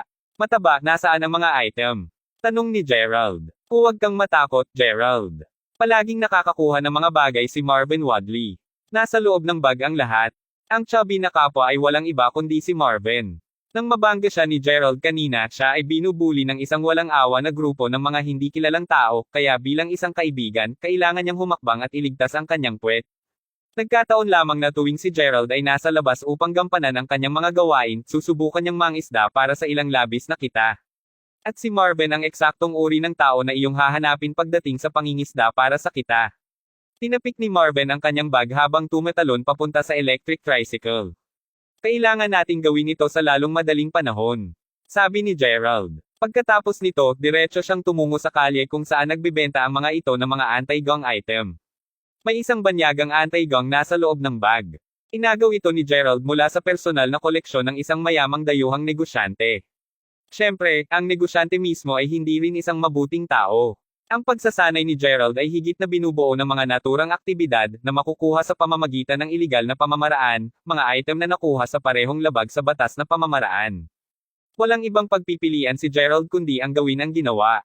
Hindi na niya makontak ang pamilya Crawford ngayon at dahil sa lubhang kailangan niya ng pera, ito ang susunod na pinakamagandang bagay na magagawa niya. Kabanata 870 parehas silang pumasok sa antique shop. May isang matangkad na batang babae na may isang ulo na mahabang buhok na nakatayo sa counter. Tignan mo ito. Gaano kahalaga ang jack bracelet na ito? Tanong ng dalaga. Itinaas ni Gerald ng bahagya ang kanyang brows nang marinig ang boses ng dalaga. No way, nandito siya, di ba? Bukod dito, nakaharap sa likuran nila ang likod ng dalaga. Sa makatuwid, nanatiling tahimik si Gerald. Sa halip, simpleng naupo lang siya sa waiting area sa tabi ng dingding. Ang tindera ay isang sobra sa timbang na lalaki na nasa 50. Mayroon siyang isang maliit na balbas at isang malarin na hitsura na permanenteng nakaukit sa kanyang mukha. Hawak niya ang bracelet ng jade sa kanyang kamay habang tinitingnan niya ito saglit. Pagkatapos nito, umiling siya at sinabi, ang jade ay talagang napakahusay. Gayunpaman, ang ganitong uri ng jade ay napakapangkaraniwan at ang rate ng sirkulasyon nito sa merkado ay napakababa. Kung talagang hinahangad mong ibenta ito, maaari kang mag-alok sa iyo ng $500 para rito. Sagot naman ng amo. Ano? $500 lamang. Ngunit tiningnan ko ito sa internet at nakita ko na ang ganitong uri ng jade ay talagang napunta sa higit sa $50,000. Ito ang mana ng aming pamilya na naipamana mula sa aming mga ninuno. Nag-aalalang sagot ng dalaga. Hahaha. Ano pinagsasabi mo, mahigit $50,000? Miss, para kang isang makatuwirang tao noong una, ngunit ang iyong habol ay talagang katawa-tawa. $500 ay talagang napakahusay na alok. Hindi ka lang makapaniwala sa nakikita mo sa online. Tingnan mo lang ang jack bracelet mo. Kita ang mga pinakintab na spot. Sa palagay ko hindi ito gaanong kahalagahan ngayon na nabanggit ko ito. Kung hindi ka naniniwala sa akin, nagkakaroon ako ng isang jade bracelet na ginawa mula sa parehong eksaktong material tulad ng iyong jade bracelet. Ibinibenta ko ito sa halagang $1,500, ngunit kung ihahambing sa iyo, ang jade bracelet na ito ay may mas mahusay na kulay. Kinuha ng dalagita ang bracelet na jade at maingat itong sinuri. Ito ay tulad ng sinabi niya, ang material ay mukhang magkapareho. Sa oras na ito, nag-aalala siya, ngunit boss, kailangan ko ng agaran ang pera. Ang aking ina ay may malubhang karamdaman at nangangailangan ako ng agarang pera ngayon. Maaari mo ba akong bigyan ng $1,200 para dito kahit papaano? Batay sa iyong accent, masasabi kong hindi ka taga Salford Province. Dapat taga Timog ka, di ba? Bakit? Narito ka ba upang magmakaawa kay Master Jenkinson na gamutin ang karamdaman ng iyong ina? Tumango ang dalaga. Buntong hininga. Hanggat nakikiramay ako sa iyo, kung bibigyan kita ng $1,200 para dito, daranas ako ng malaking pagkawala. Bakit hindi namin ito gawin sa halip? Bibigyan kita ng isa pang $300 para dito. Bayaran kita ng $800 para sa jack bracelet. Kung hindi sapat iyon, hindi ko naisip kung paano pa kita matutulungan. Sagot naman ng amo. Saglit na nag-iisip ang dalaga. Pagkatapos nito, napangisi siya ng ngipin at sinabing, sige na. Kung maaari mong bigyan ako ng $800, kukunin ko ito. Hoy! Sa oras na ito, ang batang babae na pakiramdam ng labis na hindi pagkagulo at pagkabalisa ay biglang naramdaman na may tumapik sa kanyang balikat. Tumalikod siya upang tignan kung sino ito na tumawag sa kanya. Nang makita niya ang batang lalaki na nakatayo sa likuran niya, ang mga mata ng dalaga ay nagliwanag sa sarap. Nagulat siya at sobrang saya. Gerald. Ikaw ba talaga? Gerald. Ang batang babae ay nagsimulang tumalon ng nasa sabik. Naomi, halos hindi kita nakilala. Sinimulang tapikin ni Gerald ng marahan ang ulo ni Noemi. Ang batang babae na ito ay si Naomi Milton. Ang buhok ni Noemi ay halatang mas mahaba kumpara sa kung paano ito dati. At tila lumaki siya ng medyo matangkad. Hindi katakataka na pamilyar siya nang una siyang pumasok sa tindahan. Ngunit bago makita ang mukha nito at kumpirmahin ang hinala niya, pinigilan ni Gerald na mailantad ang kanyang pagkatao. Pinag-uusapan nito, hindi pa niya nakikita si Noemi mula nang umalis siya sa Mayberry City. 6 na buwan ang lumipad sa isang iglap. Si Naomi ang matalik niyang kaibigan noong sila ay bumalik pa sa unibersidad. Sa katunayan, siya pa rin ang matalik niyang kaibigan ngayon. Hindi kita nakita sa ganoong katagal. Nakangiting sabi ni Gerald. Tama yan, Gerald. Narinig kong sinabi ni Felicity na may nangyari sa iyo at hindi alam ang iyong kinaroroonan. Ano ang sorpresa nang makita ka rito sa Salford Province? Sabi ni Noemi na may misty eyes. Pagkatapos ay humakbang siya at ibinalot ang mga braso kay Gerald. Tinapik ng marahan ni Gerald si Naomi sa balikat habang sinasabi, mabuti na ang aking kalagayan. Tingnan mo nga ako, wala namang mali sa akin, di ba? Siya nga pala, hindi ba kayo ni Felicity ay nagsasama ng isang kumpanya? Kung bakit ikaw ay, nagtataka na tanong ni Gerald. Pinahid ni Noemi ang luha sa mukha niya. Pagkatapos nito, nasamid siya at sinabing, Gerald, baka hindi mo alam ito ngunit si Felicity, siya, may nangyari kay Felicity. Kabanata 871. Ano? Ano ang nangyayari sa Felicity? Anong nangyari? Nagmamadaling tanong ni Gerald pagkakita niya sa ekspresyon ni Noemi. Muling dumadaloy ang luha sa kanyang pisngi, itinakip ni Noemi ang kanyang bibig ng isang kamay habang dahan-dahan niyang sinimulang ipaliwanag kung ano ang nangyari mga kalahating taon na ang nakalilipas pagkatapos ng pagkawala ni Gerald. Habang madaling pinigilan ng Crawfords ang unang daloy ng balita tungkol sa pagkawala ni Gerald, mula sa paglabas sa publiko, kalaunan, nagawa pa rin ng mga tao na mahuli. Mula doon ang chismis pagkatapos ng bulong-bulungan ay nagsimulang lumitaw at kumalat sa paligid tulad ng wildfire. Ilan sa mga chismis na inaangkin na si Gerald ay inagaw. Sinasabi pa ng mas matapang na alingga na pinatay siya. Sa mabilis na pagkalat ng mga alingaw-ngaw sa paligid, kaunting oras lamang bago mahuli ni Felicity at ng ilang iba pang mga kakilala ni Gerald.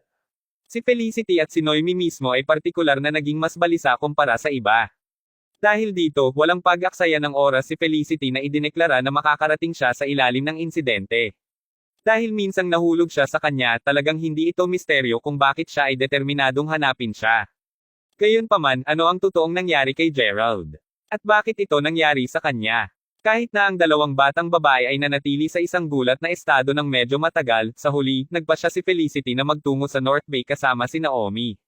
Alam na alam nila na kailangan muna nila ng isang mas malinaw na larawan ng buong insidente bago pa nila masimulan ang pagsisiyasat, at sino ang mas mahusay na magtanong kaysa kay Chairman Lyle.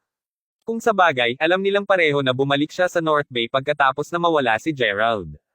Dahil dito, si G. Lyle ay simpleng halatang gota. Pagdating doon, ang dalawang batang babae ay mabilis na tumungo sa kumpanya ni Zack. Sa kanilang pagkabigo, gayunpaman, nalaman nila na si Chairman Lyle ay umalis na para sa isang paglalakbay sa negosyo noon. Wala nang ibang pagpipilian ang nakikita, sa wakas ay nagpasya si Felicity na gamitin ang kanyang pinakamahusay na mga koneksyon upang makatulong sa kanilang pagsisiyasat. Ito ay tumagal sa kanya ng isang habang, ngunit sa huli ay nagawang upang makakuha ng ilang tulong mula sa isang senior executive na nagtatrabaho para sa Zack. Matapos sumang-ayon na makipagkita sa lobby ng isang hotel, tumungo ang dalawang batang babae at hinintay siya. Sa kasamaang palad para sa kanila, isang binata ang nagkataong tumatawid sa kanila sa araw na iyon. Nakikita kung gaano kaganda ang dalawang batang babae, agad na sinubukan ng tusoong kabataan ang tama sa kanilang dalawa. Nang mabago iyon, inutusan niya ang kanyang mga tauhan na pilitin silang kaladkarin palabas ng hotel sa halip. Sa matamlay na titig sa kanyang mga mata, malinaw na ang rape lang ang nasa isip niya. Gayunpaman, pinigilan ng dalawang batang babae. Hindi sila gaanong bababaan. Sa kalaunan ay nerbiyos si Felicity kaya't napakagat siya sa braso ng kabataan. Galit na galit ang kabataan dito kaya't hinailan niya siya hanggang sa tuktok ng gusali, sa kanyang braso na nasugatan ng malubha, bago siya itapon mula sa bubong. Ang kadena ng mga kaganapan ay napaka-alarma na kahit ang mga Crawfords ay napagtanto ito, at kahit na si Chairman Lyle ay nagmamadaling bumalik kapag narinig niya ang balita, sa huli, hindi talaga siya makakatulong. Tulad ng nangyari, ang kabataan na pinag-uusapan ay nagtataglay ng napakalawak na kapangyarihan at impluwensya. Dahil doon hindi man lang siya nakatanggap ng parusa sa kanyang masasamang gawain. Bagaman hindi niya napaplano ang sarili na hanapin si Gerald sa anumang paraan na makakaya niya, sa huli, natapos si Felicity sa isang posisyon na masasabing nakakaawa rin kay Gerald.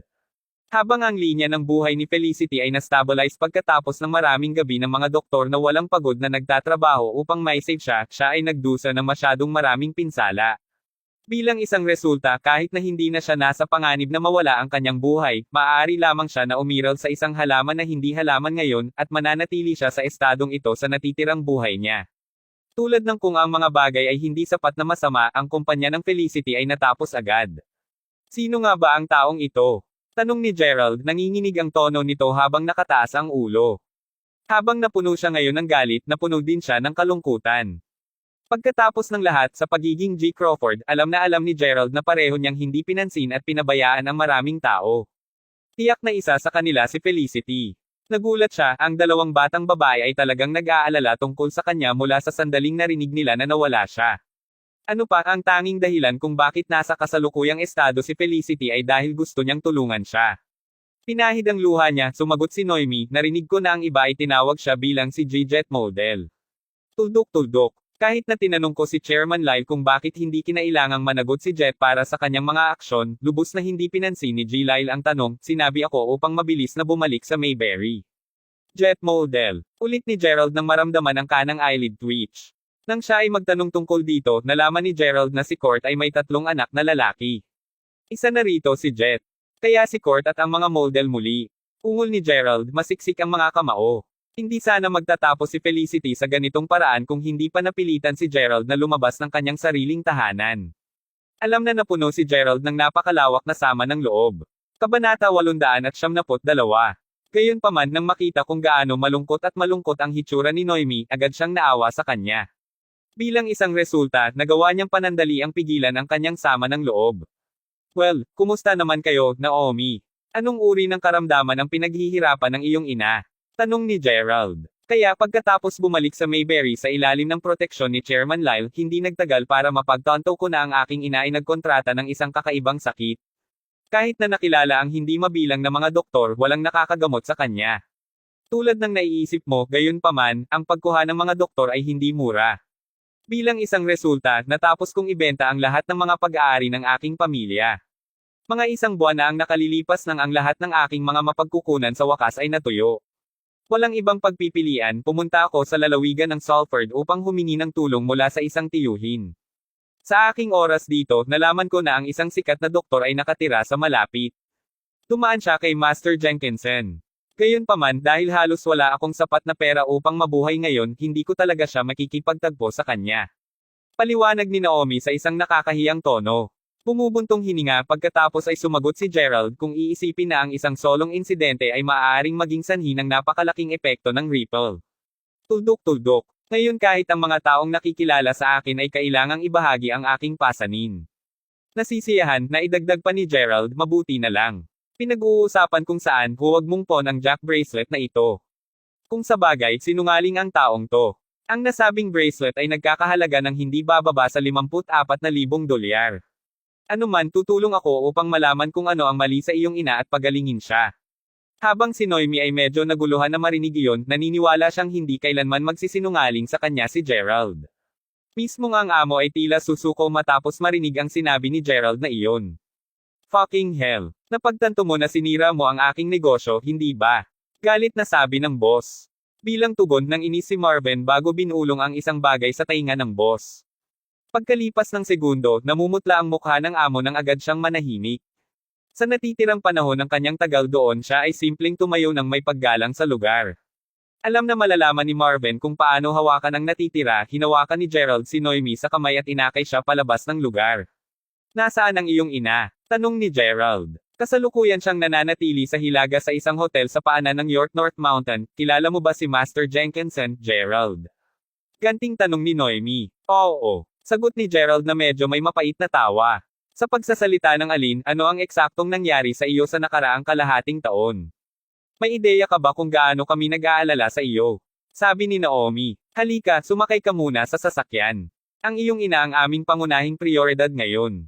Sasabihin ko sa iyo ang tungkol dito papunta doon, wala talagang katatagan si Gerald kapag nakikipag-usap kay Noemi, kaya't wala siyang nakitang dahilan upang hindi sabihin sa kanya kung ano ang totoong nangyari. Pagdating sa Hilaga, nag-arkila si Gerald ng isang dekuryenteng tricycle at sinabi kay Naomi na sumakay. Sa pag-upo ni Noemi sa likuran ni Gerald, pareho silang sumugod papunta sa York North Mountain. Dahil medyo malapit si Gerald kay Noemi, imposibleng balewalain lamang siya ni Gerald nang malaman niyang nasa problema siya. Pagkarating sa hotel ilang sandali lamang, sina Gerald at Naomi ay bababa na sana sa electric tricycle nang marinig nila, "Hoy! Hindi ba yan si Naomi?" Haha! Nakasakay siya sa isang electric tricycle. Paglingon sa kung sino ang nagsabi nito, nakita ng duo ang ilang mga binata at kababaihan na tumatawa sa kanila habang ang grupo ay nakatayo sa tabi ng isang Audi A6.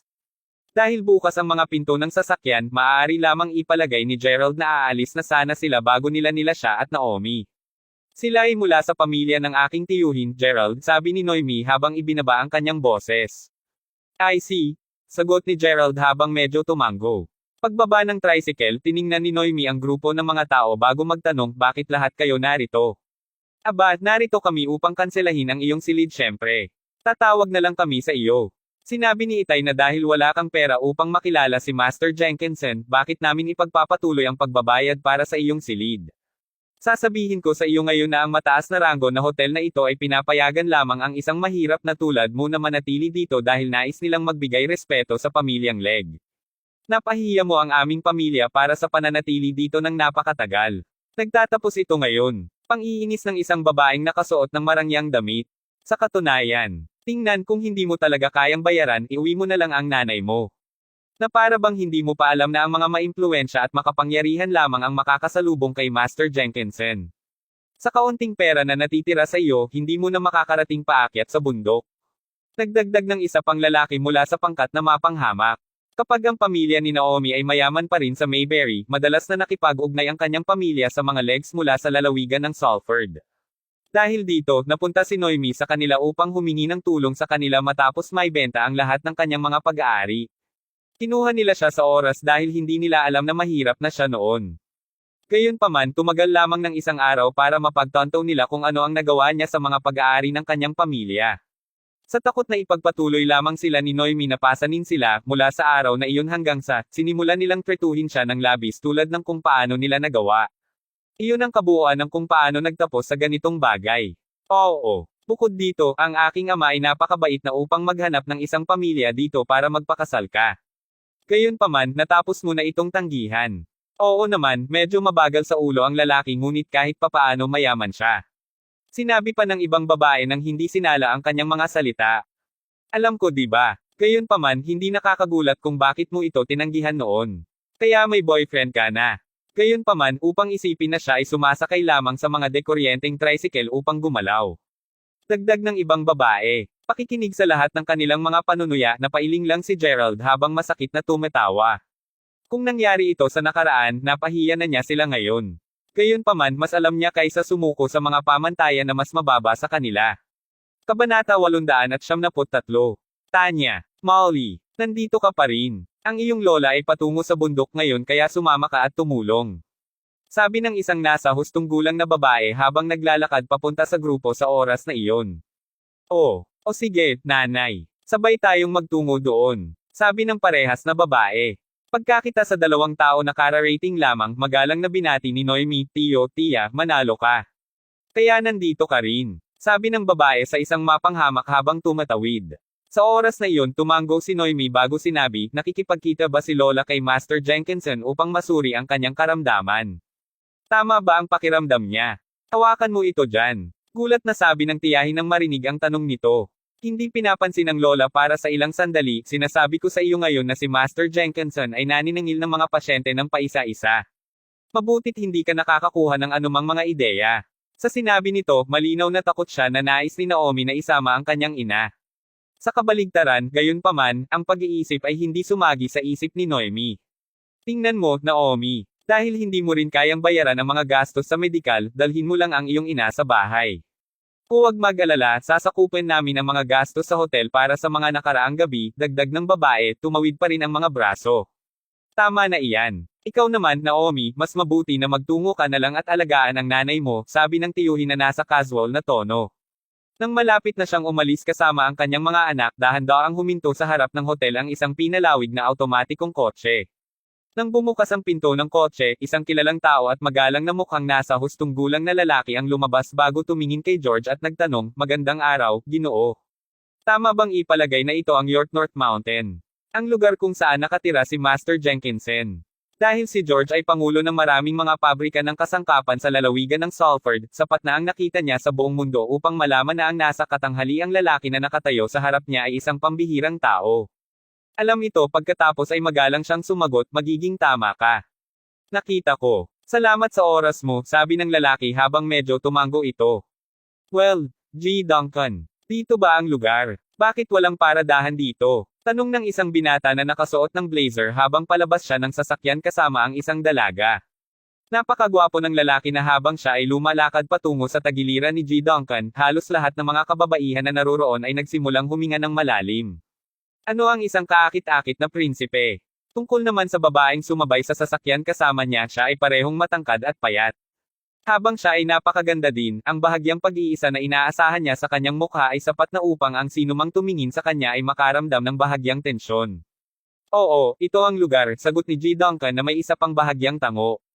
Habang tiningnan ni George ang kabataan bago tumango ng nakangiti, kapwa sina Tanya at Molly, na nakatayo pa rin sa tabi ng kanilang ama, ay pinalitan ng tingin ang gwapong binata. Sa pagkabigo nila, hindi man lang siya sumulyap sa kanila. "Kaninong electric tricycle ito? Itabi mo ito upang makapag-park tayo dito," sabi ng kabataan habang nilalas ang tali niya habang nakatingin sa paligid bago tinuro ang tricycle. Narinig iyon, ang security guard na nakatayo sa pasukan ng hotel ay agad na tumakbo at itinulak ang tricycle. Bilang isang resulta, nagsimulang gumalaw ng mag-isa ang tricycle at sa wakas ay tumigil sa sandaling ang isang gulong nito ay tumama sa isang malaking bato. Nang makita iyon, si Tanya, Molly, at ang iba pa ay simpleng ngumuso. "Ikaw," galit na sabi ni Noemi. "Ano ang ibig sabihin niyan?" Gayunpaman, simpleng hinayla siya pabalik ni Gerald bago umiling. "Paakyatan na natin ang lolo," sabi ng dalagita sa kanyang sarili. Sa pamamagitan nito, nagsimulang suportahan ng dalawang kabataan ang isang matandang lalaki palabas ng kotse. Mismong ang matandang lalaki ay may isang malamlam na kutis habang ang grupo ay dahan-daang nagsimulang umakyat sa bundok. "Halika, magtungo tayo kasama sila," sabi ni George sa sariling pamilya. Habang iniwan nila sina Gerald at Noemi, pinababa ng hiya ni Noemi ang ulo niya bago sinabi sa isang hindi kanais-nais na tono, "Humihingi ako ng paumanhin, Gerald. Hindi lang kita pinapasan, ngunit naghihirap ka rin sa kahihiyang kasama ko." "Hush, hindi na kailangan yon. Tumungo na tayo sa iyong silid upang kunin ang iyong ina," sagot ni Gerald.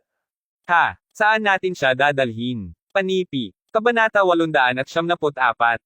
"Dadalhin namin siya kay Joshua Jenkinson upang ma-diagnose niya siyempre ang kanyang karamdaman," sabi ni Gerald na may mahinang ngiti. Mas gugustuhin ni Gerald na gamutin ang ina ni Naomi mismo kung kaya niya.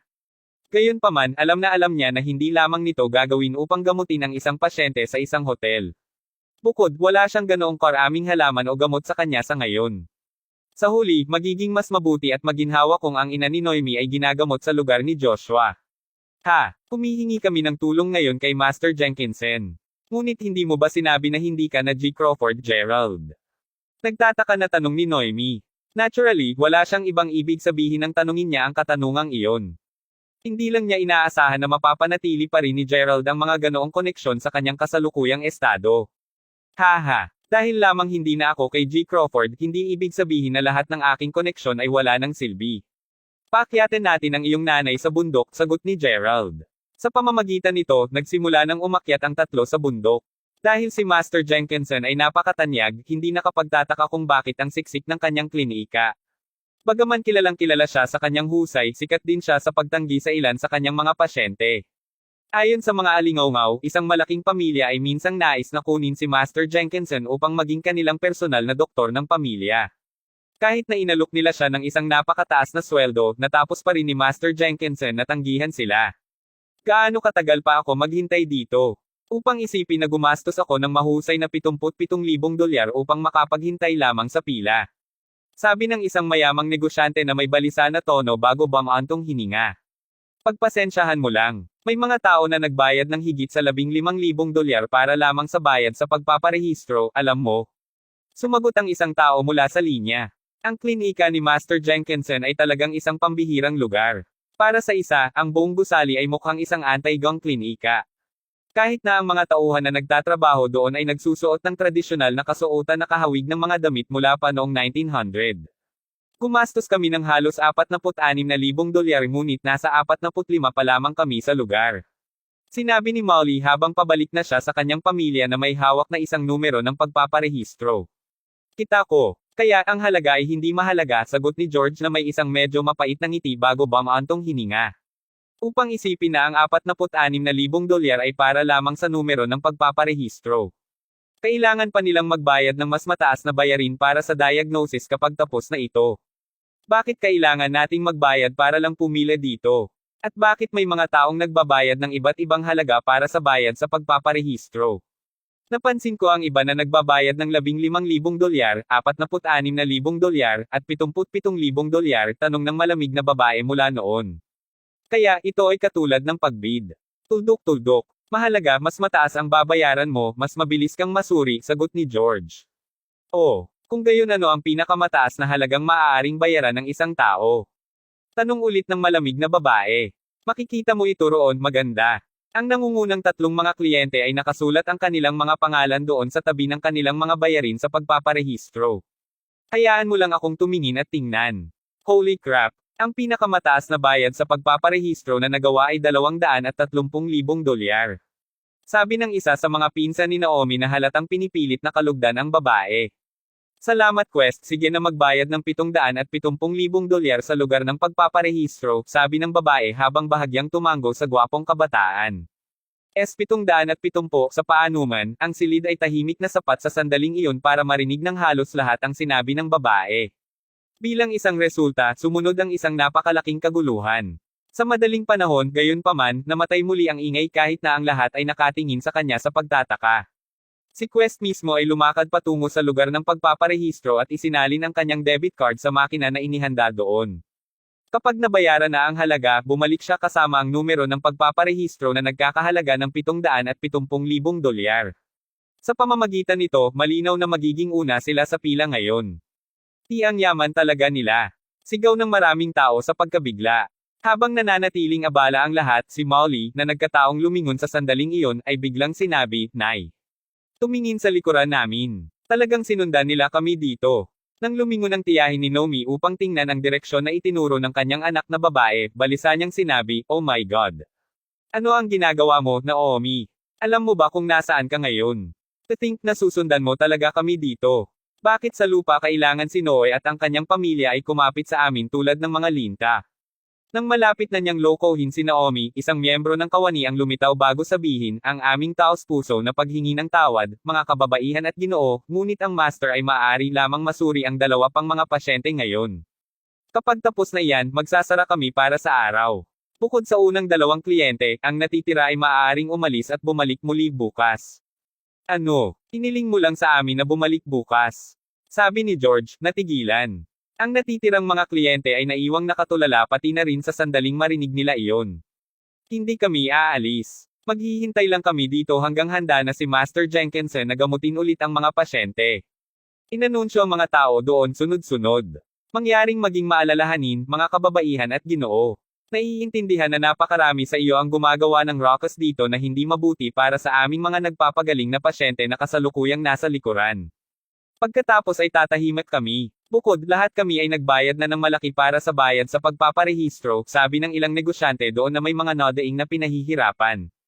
Naturally, inilagay nito ang miyembro ng tauhan sa isang medyo mahirap na posisyon. Tama sila. Dahil kailangan naming magbayad upang maging nasa linya, dapat kaming isaalang-alang ang mga VIP client.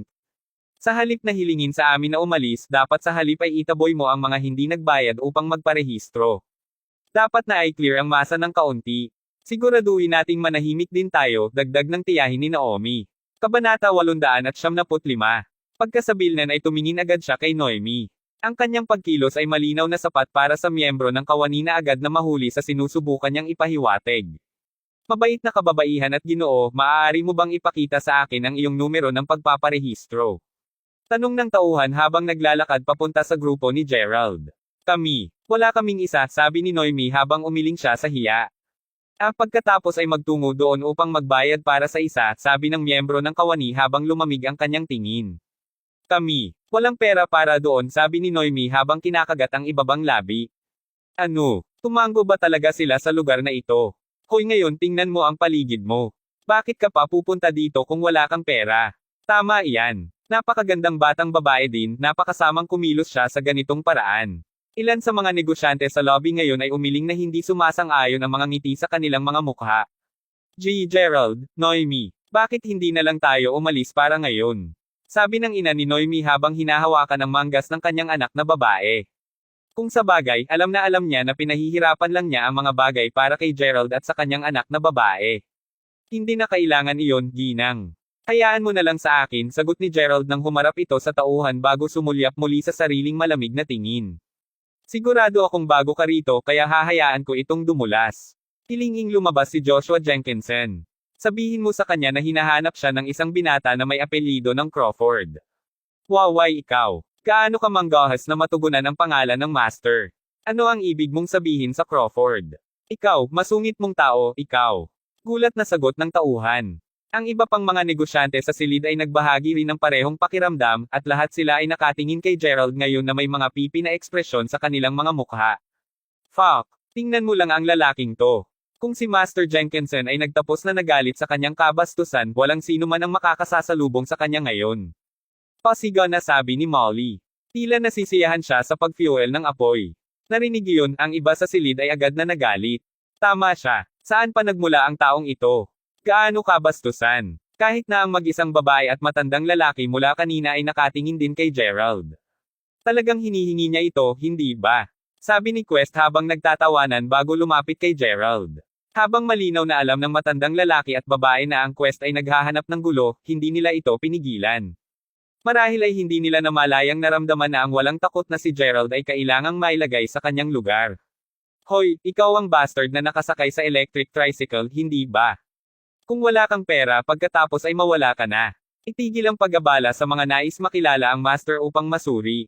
Sigaw ni Quest habang idiniin ang kamay nito sa balikat ni Gerald.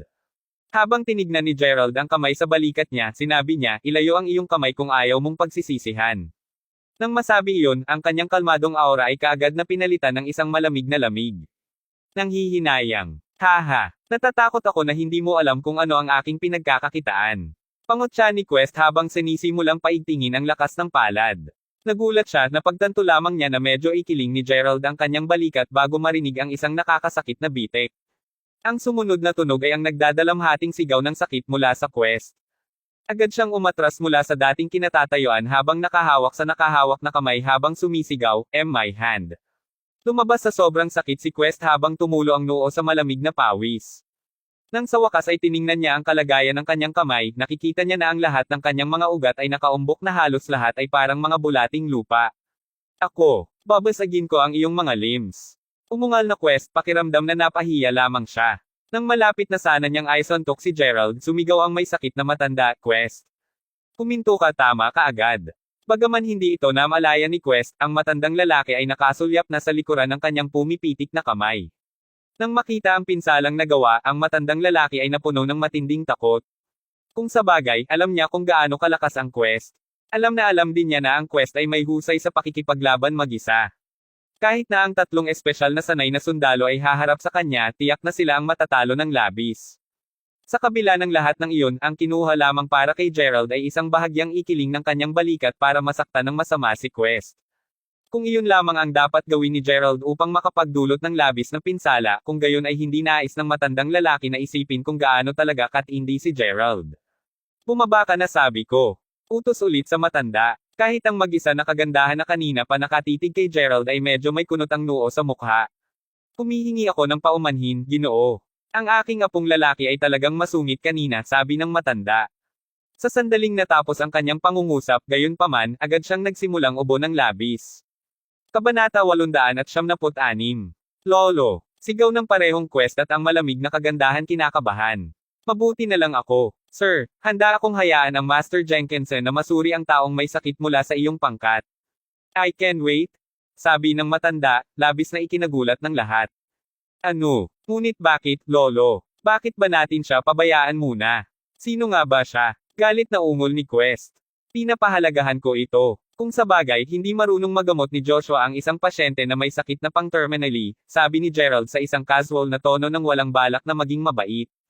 Panipi tuldok-tuldok-tuldok. O ikaw, sigaw kapwa Quest at ang kagandahang galit.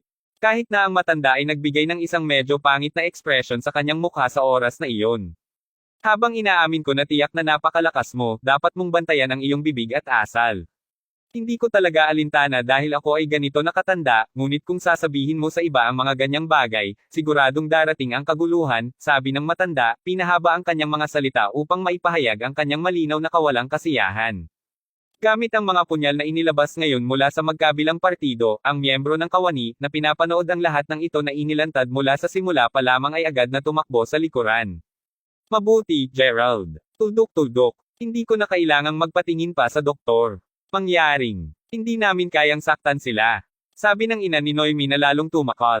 Samantala, isang lalaking nasa edad na mukhang halos 50 ay pinahid ng tuwalya ang kanyang mga kamay sa loob ng isang silid na sinindihan lamang ng isang burner ng langis.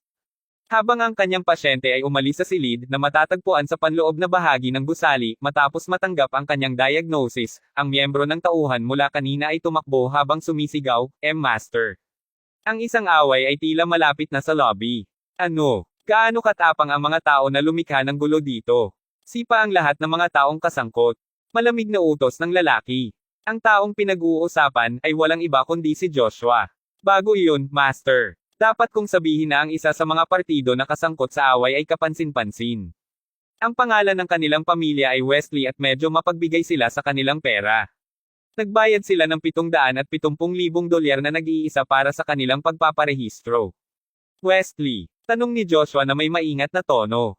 Ang pag-uugnay sa apelyido na iyon sa kung gaano sila katahimikan, nakakuha ng bahagyang kabuluhan ng sitwasyon si Joshua. Manalo ka. Hulaan ko kakailanganin kong magtungo doon mismo. Sino nga ba ang sapat na nakakaloko upang magalit ang Wesley? Tanong ni Joshua habang pinupunasan ang mukha. Ito ay isang mahirap, binata, Panginoon. Hindi lamang siya nagbayad para sa bayad sa pagpaparehistro, ngunit nagsalita pa siya ng malaki at nais mong makipagkita sa kanya ng personal. Malakas din siya kaya nag-aalangan ako tungkol sa pagsipa sa kanya. Ano man kung tama ang naalala ko, ang kanyang apelyido ay Crawford. Nang marinig iyon, ang tuwalya na hawak ni Joshua upang agad na mahulog sa lupa. Ano ang sinabi mong ang kanyang apelyido? Crawford. Sinabi mong binata siya, tama ba? Tanong ni Joshua, ekspresyon ng parehong pagkabigla at takot sa kanyang mukha. Oo. Sumagot ang kawani, malinaw na nagsisimula sa pakiramdam takot. Panipi tuldok-tuldok-tuldok. Maaari ba talaga itong siya? Sabi ni Joshua sa kinakabahan na tono bago kaagad tumakbo papunta sa lobby na medyo excited. Siguradong napahamak siya ngayon. Hindi lang niya nasaktan si Master Jenkinson, ngunit nasaktan din siya tulad ng isang mayamang manununod na may mataas na katayuan. Tingnan natin kung gaano siya kaawa-awa. Pangot siya ni Molly. Sa katunayan, marahil ay hindi na natin makakasama ulit si Noemi sa lalawigan ng Salford pagkatapos nito. Dagdag ni Tonya na ulap. Sa oras na natapos ang kanyang pangungusap, marami sa mga kliyente doon ay nagsisigawan, Master Jenkinson. Sa wakas ay nagpakita si Joshua at ang kanyang tingin ay nakakandado ngayon sa lugar kung saan nakaharap pa rin ang dalawang partido. Kakatuwa nga tumingin siya na mas nasasabik kaysa sa anupaman ng mabilis siyang patungo sa Quest Dam. Nagtataka ako kung anong uri ng kapangyarihan ang mayroon sila para sa Master Jenkinson na maging nasasabik ito. Alam ko diba, nakakailang makita siya ng ganyan. Habang ang iba ay nagulat sa kung gaano kasabik ang hitsura ni Joshua, ang kanilang mga panga ay tunay na nahulog ng malapad sa sandaling makita nila siya na lumalakad sa Quest at ang kanyang pamilya. Nakatayo siya ngayon sa harap ng kawawang tao. Tulad ng kung hindi iyon sapat na nakakagulat, agad na yumuko si Master Jenkinson kay Gerald bago sabihin, Greetings, Senior. Kabanata 877. Senior. Lahat ngayon ay nakanganga ng malaki ang kanilang bibig. Ang makapangyarihang Master, Joshua Jenkinson. Tinawag lang talaga niyang ang nakatatanda sa kanya ay nakatatanda. Habang kahit si Noemi ay nagulat ng kaunti, ang mga naiwan sa pinaka-stupefied ay ang mga mula sa pamilyang Leg. Magandang araw. Ngayon lang ako nagpunta dito upang hiram ng kaunti ang lugar mo, sabi ni Gerald na nagbitiw sa tungkulin. Kahit na hindi siya sigurado kung dapat niyang hayaang harapin siya ni Joshua bilang kanyang nakatatanda, huli na para bawiin pa rin ni Joshua ang titulo. Sa lahat ng paraan, mangyaring gamitin ang aking mga pasilidad na ayon sa iyong nababagay, nakatatanda. Sagot ni Joshua na may lubos na respeto sa kanyang boses.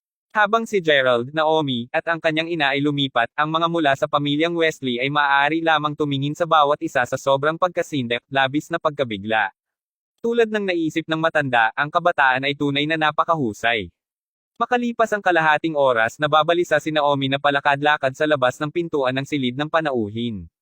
Pawis na siya mula nang sandaling pumasok sina Gerald at Joshua sa silid kasama ang kanyang ina. Manalo ka. Hindi ko lang mapaniwalaan na alam ng lalaking iyon kung paano mag-trato ng mga karamdaman. Ungol ni Quest habang nakabros. Bukod kay Noemi, ang tatlong Wesley ay naghihintay din sa likuran niya. Ang hindi kasiyahan ni Quest ay malinaw sa araw. Kung tutuusin, hindi lamang siya pinahiya ni Gerald sa mga tuntunin ng lakas, ngunit sa huli, may husay din si Gerald sa paggamot sa iba. Dahil sanay na siyang mayabang at walang awa, ang kahihiyang naranasan niya ngayon ay walang alinlangan na naiwan ang kanyang pagmamataas sa pagkagulo. Manahimik ka nga. Malamig na sagot ni Master Wesley bilang tugon. Ipinagpalagay na ni Bob na si Gerald ay bastos nang masabihan siya ng mas maaga na hindi magagamot ni Master Jenkinson ang kanyang karamdaman. Gayunpaman, mula nang marinig niya ang pagsasalita ni Master Jenkinson kay Gerald bilang kanyang nakatatanda, nagsimulang takot si Bob Wesley na totoo ang sinabi ni Gerald na totoo. Na kahit na si Master Jenkinson ay hindi makakatulong na pagalingin siya. Dahil sa takot na iyon ang magalang na hinintay ni Bob si Gerald sa labas ng silid ng panauhin. Sa sandaling lumabas si Gerald, agad na sumugod sa kanya si Noemi bago nagtanong sa isang balisa na boses, "Kumusta ang kalagayan ng aking ina, Gerald?" Dapat siyang ganap na gumaling sa loob ng 3 buwan kung uminom siya ng kanyang halamang gamot tulad ng inireseta, nakangiting sagot ni Gerald. "Salamat sa Diyos. Pinag-uusapan kung kailan mo natutunan kung paano gamutin ang mga karamdaman." Tinanong si Noemi, nakapwa na tuwa at nagulat. Kung tutuusin, ang Gerald na kasalukuyang nakatayo sa harap niya ay nakaramdam ng halos banyaga kumpara sa dati niyang alam. Mahabang kwento. Ipaliwanag ko ito sa iyo kung may pagkakataon para sa akin sa hinaharap. Sa ngayon, magpatuloy sa loob at tingnan ang iyong ina, sagot ni Gerald. Pagkasabi niya nito, mismong si Joshua ay lumabas ng silid na may karayom na bag. Sa hitsura nito, maliwanag na si Gerald ang naging pangunahing doktor sa oras na ito. Karamihan, dapat ay tinulungan lamang siya ni Joshua sa buong kalahating oras na panahon. "Senior, pakiusap." Magalang na sabi ni Joshua habang inaabot ang bag ng mga karayom kay Gerald. Paglingon kay Joshua, si Gerald ay napapailing lamang sa loob. Mga 5 buwan na ang nakalilipas nang una niyang makilala si Joshua. Sa panahong iyon, si Finlay ay abala pa rin sa pagtuturo kay Gerald ng lahat ng kanyang kasanayan sa medical at martial art. Binigyan pa ng matanda si Gerald ng isang medikal na libro, at sinabi kay Gerald na kabisaduhin ang lahat ng nilalaman nito. Dahil mahusay siya sa pag-aaral, hindi mahirap para kay Gerald na ganap na maunawaan ang mga konsepto sa loob ng librong iyon. Sa katunayan, ang kailangan lamang ay 1 buwan para maalala niya ang nilalaman ng aklat na pang-medikal ng paisa-isa. Gayunpaman, kahit na malakas ang kanyang teorya, ang kanyang aktwal na kasanayan sa paghawak ng gamot ay malayo sa perpekto noong panahong iyon. Si Joshua ay unang lumitaw sa paligid noon. Mula sa pagmamakaawa ni Joshua kay Finlay na muli siyang dalhin, tila ang matandang lalaki ay minsang nagturo ng kaalaman sa medikal kay Joshua noong nakaraan. Malinaw na nais lamang niyang palalimin ang kanyang kaalaman at kasanayan, at siya ay labis na nagpumilit. Matapos lumuhod sa labas ng bahay ni Finlay ng buong araw at gabi, simpleng hindi makatiis ng matandang nakikita siya ng ganoon. Bilang isang resulta, sinabi niya kay Gerald na turuan si Joshua ng ilan sa mga nilalaman sa librong medikal. Inaasahan ni Finlay na sa paggawa nito, makakaya ni Gerald mismo ang pangunahing mga kasanayan sa aplikasyon. Habang pinayagan niya si Gerald na turuan si Joshua ng halos 1 buwan, si Finlay mismo ay hindi kailanman kinuha si Joshua bilang kanyang baguhan. Dahil dito, nakasanayan ni Joshua na tawagan si Gerald bilang kanyang nakatatanda kahit na sinabi sa kanya ni Gerald na huwag. "Ginoo Crawford. Master Jenkinson. Pareho kayong naghirap." Magalang na sabi ni Bob habang papalapit sa parehong lalaki. "Sigurado akong narinig mo na mula sa aking nakatatanda kanina, ngunit upang linawin lamang, alam ko ang iyong karamdaman, Master Wesley. Kahit na ganoon, dapat kong aminin na ako ay tunay na walang kakayahang pagalingin ka," nahihiyang sagot ni Joshua. Kabanata 878. "Narinig ko nga, oo. Gayunpaman, dahil napansin ni G. Crawford ang aking sakit sa isang simpleng sulyap lamang, sigurado akong mayroon siyang paraan upang pagalingin ito. Sabi ni Bob, isang mahinang ngiti sa kanyang mukha. Humihingi ako ng paumanhin, ngunit hindi ako doktor. Wala akong kwalipikasyong tretuhin ka, sagot ni Gerald. Dahil si Gerald ay madaling kapitan pa rin ng mga panganib sa labas, sinisikap niya ang kanyang makakaya na huwag maging labis na kitang-kita. Hindi sumagi sa kanyang isipan na hihintayin talaga siya ni Bob sa labas mismo ng silid ng panauhin. Hoy, ngayon, magkaroon ng kamalayan sa sarili. Mayroon ka bang kamalayan na ang aking lolo ay hindi kailanman nagmakaawa sa sinuman para sa tulong? Tinutugunan ka din niya bilang G. Crawford bilang respeto. Kahit paano subukang tulungan siya. Malamig na ungol ni Quest. Narinig iyon, lumingon si Gerald upang tumingin sa kabataan na nakasimangot ang mukha. Huwag maging bastos, Quest. Saway ni Bob. Humihingi ako ng labis na pasensya kay G. Crawford. Kung ang masungit na pag-uugali ng aking apo ay nasaktan ka, handa akong humingi ng tawad para sa kanya. Sabi ng matanda habang dahan-dahan siyang nagsimulang yumuko. Parehong natahimik ang parehong Quest at ang nag-iisang kagandahan. Hindi nila kailanman nakita ang kanilang lolo na kumikilos sa ganitong paraan. Bago pa nakayuko ng maayos si Bob, gayunpaman pinahinto siya ni Gerald. Hahayaan ko itong dumulas, Master Wesley. Dahil sa natapos naming pamilyar sa bawat isa, sigurado akong ang kapalaran ay may papel sa lahat ng ito. Titingnan ko ang iyong sakit bagaman hindi ako nangangako ng positibong resulta, sagot ni Gerald. Napagtanto ni Gerald ngayon na dahil magiging mahirap para sa kanya na maghanap para sa mga miyembro ng pamilya Crawford, maaari niya ring gamitin ang pagkakataong ito upang makilala ang higit na mga kilalang tao. Pagkatapos ng lahat, ito ay malapit sa imposible upang gumawa ng anumang pag-unlad ng walang tulong ng malalaking pamilya. Sa anumang swerte, makakakuha siya ng sapat na puwersa at impluwensya upang makitungo ng maayos sa pamilyang Moldel sa hinaharap. Maraming salamat, G. Crawford. Masayang sabi ni Bob. Bago mo ako pasalamatan, kailangan ko kang sumang-ayon sa dalawang kondisyon, sagot ni Gerald. Pangalanan sila. Tiyak na tutuperin ko sila. Idineklara ni Bob na may matibay na tono. Sa totoo lang hindi sila dapat maging mahirap para sa iyo upang matupad. Una, ay patungkol sa aking pagkakakilanlan. Sasabihin ko lamang na kasalukuyang hindi maginhawa para sa aking pagkakakilanlan na mailantad sa publiko. Kailangan kita maglihim. Siyempre. Tulad ng para sa pangalawang kondisyon, kailangan kong magtungo sa Mayberry sa loob ng ilang araw. Kailangan ko ng isang matalino, may kakayahan, at masunuring taong makakasama ko doon sa lahat ng oras. Ay highlight ang salitang, masunurin, dahil ang taong itinalaga mo sa akin ay kailangang makinig sa lahat ng aking mga order. Manalo ka. Kung ito ay isang lingkod lamang na nais mo, ang mga Wesley ay marami sa kanila. Tuldok-tuldok. Hanggat maaari mong pagalingin ang aking lolo, personal kung bibigyan ka ng isang marangyang bahay na may hindi bababa sa 50 mga dalaga at tagapaglingkod na makikinig sa iyong bawat utos. Pang-iinis na Quest. Hindi ko kailangan ang isang marangyang paninirahan, ni kailangan ko na maraming mga lingkod.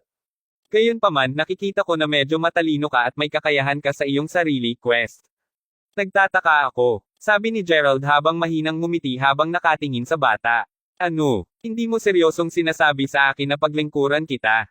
Wala ka ba sa iyong isipan? Ako ang batang Panginoon ng pamilyang Wesley. Sagot ni Quest, halatang hinanap si Gerald na mas nakakatawa kaysa sa hitsura niya. Siya ay medyo walang ingat, ngunit siya ay talagang isang matalinong tao. Sa totoo lang nagkakaroon ako ng parehong ideya. Dagdag ni Bob habang tumawa ng malakas.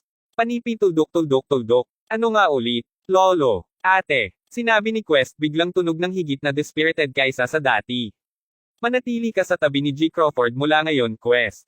Siguraduhin na sundin ang kanyang bawat utos, hindi alintana kung ito ay pagsusumikap o hindi, sabi ni Bob. Ngunit bakit ako? Bakit mo natanong? Sigurado ka bang sapat na matapang upang sumuwi sa akin ngayon? Sagot ni Bob, isang pahiwatig ng galit sa kanyang boses. Nasyang ang kanyang mga ngipin, Quest pagkatapos ay sumagot ng matalim, mabuti, gagawin ko ito para sa iyo, Lolo. Tuldok-tuldok panipi. Matapos marinig ang sapilitan na kasunduan ni Quest, tumango si Gerald at dinala si Bob sa ibang silid. Ang batang lalaking iyon ay tunay na may kakayahang pagalingin ang aking lolo, si Master Jenkinson. Tanong ng mag-isang babae habang pinagmamasdan ang pagsara ng mga pintuan ng silid. Paimpal niyang naramdaman na si Gerald ay napakabata pa upang maging may kakayahang ito. Haha, Miss Quinley, wala ka nang dapat alalahanin. Dahil ang aking nakatatanda ay hindi pinabulaanan ang pagtanggi na pagalingin siya, tiyak na may posibilidad na mangyari ito. Bukod, pareho tayong nagbabahagi ng isang master. Sa totoo lang, gangster ako dati. Gayunpaman pagkatapos matugunan ang aking Panginoon, isang buwan lamang bago ganap na baguhin ng aking Panginoon ang aking mga paraan. Sa panahong iyon, nahantad ako sa maraming mga kasanayang medikal at kaalaman. Nakalulungkot medyo natutunan ko lang ang tungkol sa mga pangunahing kaalaman. Si Senior sa kabilang banda ay tinuruan ng buong quintessence ng kaalaman ng aming Panginoon. Siya ay halos isang profesional sa ngayon. Nanatili siya sa aming Panginoon ng kalahating taon at itinuro pa siya ng aking Panginoon ng personal araw-araw, alam mo. Paliwanag ni Joshua na naiinggit. Sino nga ba ang iyong Panginoon? Ang tanong ni Quinley. Hindi masabi tungkol doon. Sagot ni Joshua, umiling. Mga 2 oras na ang lumipas nang bumukas muli ang mga pintuan ng silid ng panauhin. Kabanata 879. Lolo, sabi ni Quinley habang tumatakbo palapit sa kanya. Pagkatapos mo, G. Crawford, sabi ni Bob parang nasisiyahan habang si Gerald ay unang lumabas. Habang 2 oras lamang ang lumipas, masasabi ni Quinley na mayroon ng malaking pagbabago sa kutis ng kanyang lolo. Hindi ka dapat mag-alala, Quinley. Tulad ng inaasahan, naghanap si G. Crawford ng paraan upang pagalingin ang aking karamdaman. Ayon sa kanya, makaka-recover ako agad, paliwanag ni Bob, ang kanyang tono na mas gumalang pa ngayon. Batiin ko muna kayo, Master Wesley. Pinag-uusapan kung saan, dahil nagawa kanyang tulungan, nagtataka ako kung papayag ka bang gumawa sa kanya ng ibang pabor, sabi ni Joshua. Oh, mayroon pa bang maitutulong sa iyo, G. Crawford? Bagaman hindi niya ito isinama sa kanyang mga termino, talagang naghahanap siya ng isang napakabihirang-bihirang damo sa timog na hangganan ng lalawigan ng Salford. Ang halaman mismo ay tinawag na ginseng king, at matagal nang hinahanap ito ng nakatatanda. Kung mapamahalaan mo ito, sigurado akong makakatulong ito sa kanya, dagdag ni Joshua. Nang marinig iyon, tinaasa ng bahagya ng kilay si Gerald. To-think na talagang binugbog siya ni Joshua para tanungin si Bob tungkol sa ginseng king. Sa totoo lang, balak ni Gerald na tanungin ang eksaktong parehong bagay kay Master Wesley kung nagagamot niya siya. Sa totoo lang isa pa itong dahilan kung bakit siya pumayag na tulungan si Bob. Pagkatapos ng lahat kahit na dati siyang nagpunta sa timog na hangganan ng lalawigan ng Salford upang hanapin ang ginseng king, napagtanto niya noon na ang paghahanap ay hindi magbubunga ng anumang mga resulta kung siya lamang ang naghahanap nito. Hinanap ito ni Gerald mula nang sinabi sa kanya ni Finlay dati na ang pag-ubos ng ginseng king ay higit na magpapataas sa lakas at linya ng dugo ng kanyang katawan sa pangkalahatan. Sa sandaling kumain siya ng halamang gamot, siya ay magiging teoretikal na isang banta sa mga model tulad ng kasalukuyang nangyayari kay Finlay. Kahit na, batay sa kanyang kasalukuyang mga kakayahan at lakas, hindi talaga ito isang problema para sa kanya na ipagtanggol ang kanyang sarili.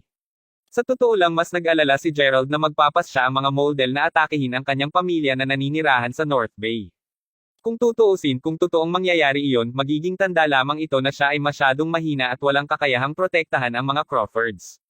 Upang maiwasan iyon, kailangan niya ang ginseng king upang matiyak na siya ay magiging sapat na malakas kung ang mga model ay magsimulang mag-atake sa kanyang pamilya. Anuman, alam ni Joshua na hinahanap ito ni Gerald dahil naroroon din siya noong ipinaliwanag ni Finlay ang tungkol sa ginseng king. Hinawakan nito ng bahagya si Gerald upang malaman na naalala pa ni Joshua ang pangyayaring iyon. Kaya't hinahanap mo rin ang hari ng ginseng, G. Crawford. Habang balak kong hanapin ito mismo, sumuko ako mga 2 taon na ang nakakalipas nang hindi ko ito makita kahit gaano ako kahirap tumingin. Ano pa, narinig ko na kung dapat ubusin ng ordinaryong tao ang halaman, napakadali nitong magdulot ng pagbagsak ng kanilang sistema ng sirkulasyon ng dugo at lakas ng katawan, sabi ni Bob. Gayunpaman, dahil gumaling na ako at kailangan mo ito, isaalang-alang na mas kaunting pabor at higit na isang gawa ng pasasalamat mula sa pamilyang Wesley. Pag-uwi, agad akong bubuo at mag-o-order ng isang pangkat upang simulang hanapin ito para sa iyo. Pinahahalagahan ko iyon, Master Wesley, sagot ni Gerald sa isang nagpapasalamat na tono. Ngayon na naayos na, aalis ako sa timog na hangganan ng lalawigan ng Salford upang maghanda para sa gawain. Tulad ng napagkasundoan kanina, ang quest mismo ay pansamantalang mananatili sa tabi mo, sabi ni Bob. Ilang sandali pa nang mag-check out na si Naomi sa hotel. Habang nakahawak siya sa kanyang bagahe, nilainggan niya si Gerald bago nagtanong, pwede ba tayong bumalik sa Mayberry ng magkasama, Gerald? Tinanong ni Noemi mula nang mabalitaan na siya ay babalik doon upang malutas ang ilang mga isyu tungkol sa kanya. Syempre babalik tayo, sagot ni Gerald na nakangiti. Hindi lang si Mayberry ang tumigil sa isip niya. Plano niyang bumalik sa North Bay upang suriin kung paano rin ang mga nangyayari. Gayunpaman, maaaring maghintay ang North Bay. Ang kanyang prioridad ay si Mayberry mula pa noong si Jet, ang pangatlong batang Panginoon ng pamilyang Moldel na labis na nasaktan din si Felicity, ay huling nakita sa Mayberry mula sa sinabi sa kanya ni Nomi.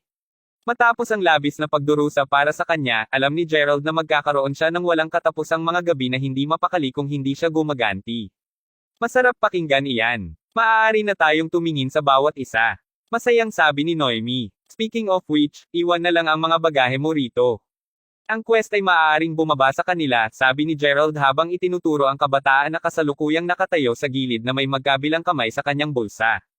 Teka, bakit ko kailangang dalhin ang mga ito? Hindi makapaniwala na tinanong ni Quest na inutusan siya na gumawa ng ganoong bagay. Ano? Sinusuway mo na ba ako? Sagot ni Gerald na may mahigpit na titig. Pinipigilan ang kanyang galit, sinabi ni Quest, mabuti, kukunin ko sila. Ano pa rin ang big deal? Matapos sabihin iyon, sinimulan ng Quest na bitbit ang bagahe sa pagitan ng mga huffs. Dahil paalis na sila sa sasakyan ni Quest, halatang magiging personal driver din niya si Gerald sa ngayon. Gayunpaman sa sandaling pumasok sila sa kotse, sumigaw si Gerald, "Humintay ka muna." Ano ito sa oras na ito? Naiinis na tanong ni Quest nang makita niya si Gerald na nakatingin sa bintana ng sasakyan. Kabanata 900. Sa pagtingin sa parehong direksyon ni Gerald, nakita ng Quest na ang isang pangkat ng mga magkatulad na hitsura ng mga kotse ay nakaparada lamang sa paanan ng York North Mountain. Nang damilat ang mga mata niya, napagtanto niya na nakatingin si Gerald sa dalawang babae na kakalabas lang sa isa sa mga kotse. Nakikita kung paano natigilan si Gerald, inilagay ni Quest ang isang daliri sa ilalim ng kanyang baba habang sinabi niya na may isang pahiwatig ng interes sa kanyang tono, "Humph. Matanda ka na, hindi ka ba G. Crawford? Sasabihin mo ba sa akin ngayon na hindi ka pa nakakakita ng mga kagandahan dati? Kahit na kailangan kong aminin na ang dalawang babaeng iyon ay partikular na nakamamanghang." Hush! Tugon ni Gerald, mabagsik ang kanyang tingin habang patuloy sa pagtingin sa dalawang babae. Talagang hindi inaasahan ni Gerald na mabangga ang dalawang batang babae dito sa lahat ng mga lugar. Ang dalawang kagandahan ay ang totoo ang kanyang mga kakilala, sina Jasmine at Mindy. Hindi pa niya nakilala ang dalawang batang babae mula nang magpaalam siya sa kanila mga kalahating taon na ang nakalilipas sa lalawigan ng Salford. Pagkatapos ng lahat, pagkatapos ng insidente sa mansyon ng pamilya Fenderson, sinabi sa kanya ng kanyang ama na nakakontrata siyang makipag-asawa kay Jasmine. Nang malaman na ang kanyang lolo ang siyang pumirma sa kontrata, pakiramdam ni Gerald ay walang magawa siya noon. Gayunpaman, naintindihan niya ang motibo ng kanyang lolo. Uso na noon ang magkaroon ng matibay na mga alyansa kung tutuusin. Pagkalabas nito, sinabi ni Gerald kay Quest na ihinto ang makina. Ang kanyang hangarin ay hindi magpatuloy sa pagtiktik sa kanila, ni para sa kanya na bumati at makahabol sa kanila. Ang totoo, napansin ni Gerald ang dalawang figure na tila binabayo pareho ni na Jasmine at Mindy mula sa malayo. Ang mga stalkers ay masyadong kaina-hinala para hindi pansinin ni Gerald. Tapos ka na bang tingnan ang mga ito, G. Crawford? Umaakyat na sila sa bundok, sabi ni Quest. Naghihintay ako sa kanila na medyo umangat. Maghintay ka lang dito pansamantala. Matapos matiyak na ang dalawang batang babae ay umakyat ng medyo malayo, tahimik na bumaba si Gerald sa sasakyan at nagsimulang mag-inch papunta sa dalawang palihim na tao. Fucking hell. May balak ba talaga siyang abutin ang dalawang kagandahan upang makipag-chat sa kanila? Sabi ni Quest na nagbitiw sa tungkulin. Tiningnan niya si Noemi bago sinabi, maghintay ka rito, pupunta ako roon upang makita kung ano ang kanyang kalagayan. With that, naglakad siya paakyat kay Gerald. Napansin na paparating na si Quest, kumaway si Gerald sa kanya bago sabihin, dumating ka sa tamang oras. Kita doon ang dalawa. Mukhang may husay sila sa martial arts. Kailangan kitang pagandahin sila. Kapag sinimulan ka na nilang habulin, akayin sila sa pasilyo doon. Ano nga ba ang inaasahan mong makamit? Gawin mo na lang. Mabilis. Utos ni Gerald habang itinutulak ang Quest sa unahan. Nang makita na wala talaga siyang pagpipilian, tumayo si Quest sa harap ng dalawang lalaki, sumisigaw ng lahat ng uri ng mga kabastusan upang makuha ang kanilang pansin. Mismong si Gerald mismo ang mabilis na pumwesto. Habang totoo na ngayon ay nakikialam na siya sa mga gawain ng kapwa Jasmine at Mindy sa isang tiyak na antas, hindi ito ginagawa ni Gerald alang-alang dito. Hindi niya ito ginagawa dahil sa kontrata sa kasal na pinirmahan din ng kanyang lolo. Sa halip, ginagawa lamang niya ito para sa kaligtasan ng kanyang tiyahin at Keita. Pagkatapos ng lahat, sila rin ay kasapi ng pamilya Fenderson. Dahil ang mga mula sa pamilyang Fenderson ay maaari ng maituring na kamag-anak at biyenan sa mga Crawfords, duda si Gerald na ang mga Schuyler, ang dating kalaban ng pamilya Fenderson, ay maglakas loob pa na gumawa ng anumang masama sa kanila. Alam na naging lalo siyang nagtataka upang malaman kung sino ang pinagtatrabahuhan ng mga stalkers. Tulad ng inaasahan, ang quest ang punong kandidato pagdating sa panunuya. Hindi nagtagal ay magsimulang habulin siya ng dalawang stalkers. Sa pagtakbo papunta sa koridor, gayunpaman, ang isa sa kanila ay agad na naramdaman na may mali at sumigaw, "Hawakan mo ito." Kami ay nahahalina sa isang bitag. Tulad ng parehong lalaki na tumalikod upang umatras, isang madilim na figure ang sumilaw sa kanila. Bago pa man mag-react ang alinman sa kanila, naglunsad ang figure ng isang sobrang likido na paggalaw. Tumagal ng isang segundo upang mapagtanto nila ang nakakalas na sensasyon sa kanilang mga dibdib. Napakalaki ng sakit na hindi nagtagal at ang parehong mga lalaki ay nagsisimulang mag-waralgal sa labis na paghihirap habang nahuhulog sa lupa. O ikaw, sino ka? Alam mo ba kung sino ang nakikipag-usap sa iyo? Binalaan ng isa sa mga lalaki habang nakahawak siya sa kanyang dibdib habang sinusubukang bumangon. Gayunpaman sa huli pareho silang hindi nakaupo ng patayo, pabayaan na lang tumayo. Wala akong ideya kung sino ka, ngunit alam mo ito. Kung hindi mo sinasagot ng totoo ang aking mga katanungan, hindi mo ito bibigyan ng buhay, malamig na sabi ni Gerald habang isinasok ang isang kamay sa kanyang bulsa bago lumuhad upang masilip ang tingin sa dalawang nag-stalk. Narinig iyon, pareho silang nakaramdam ng napakalawak na panginginig na tumatakbo sa kanilang mga tinek.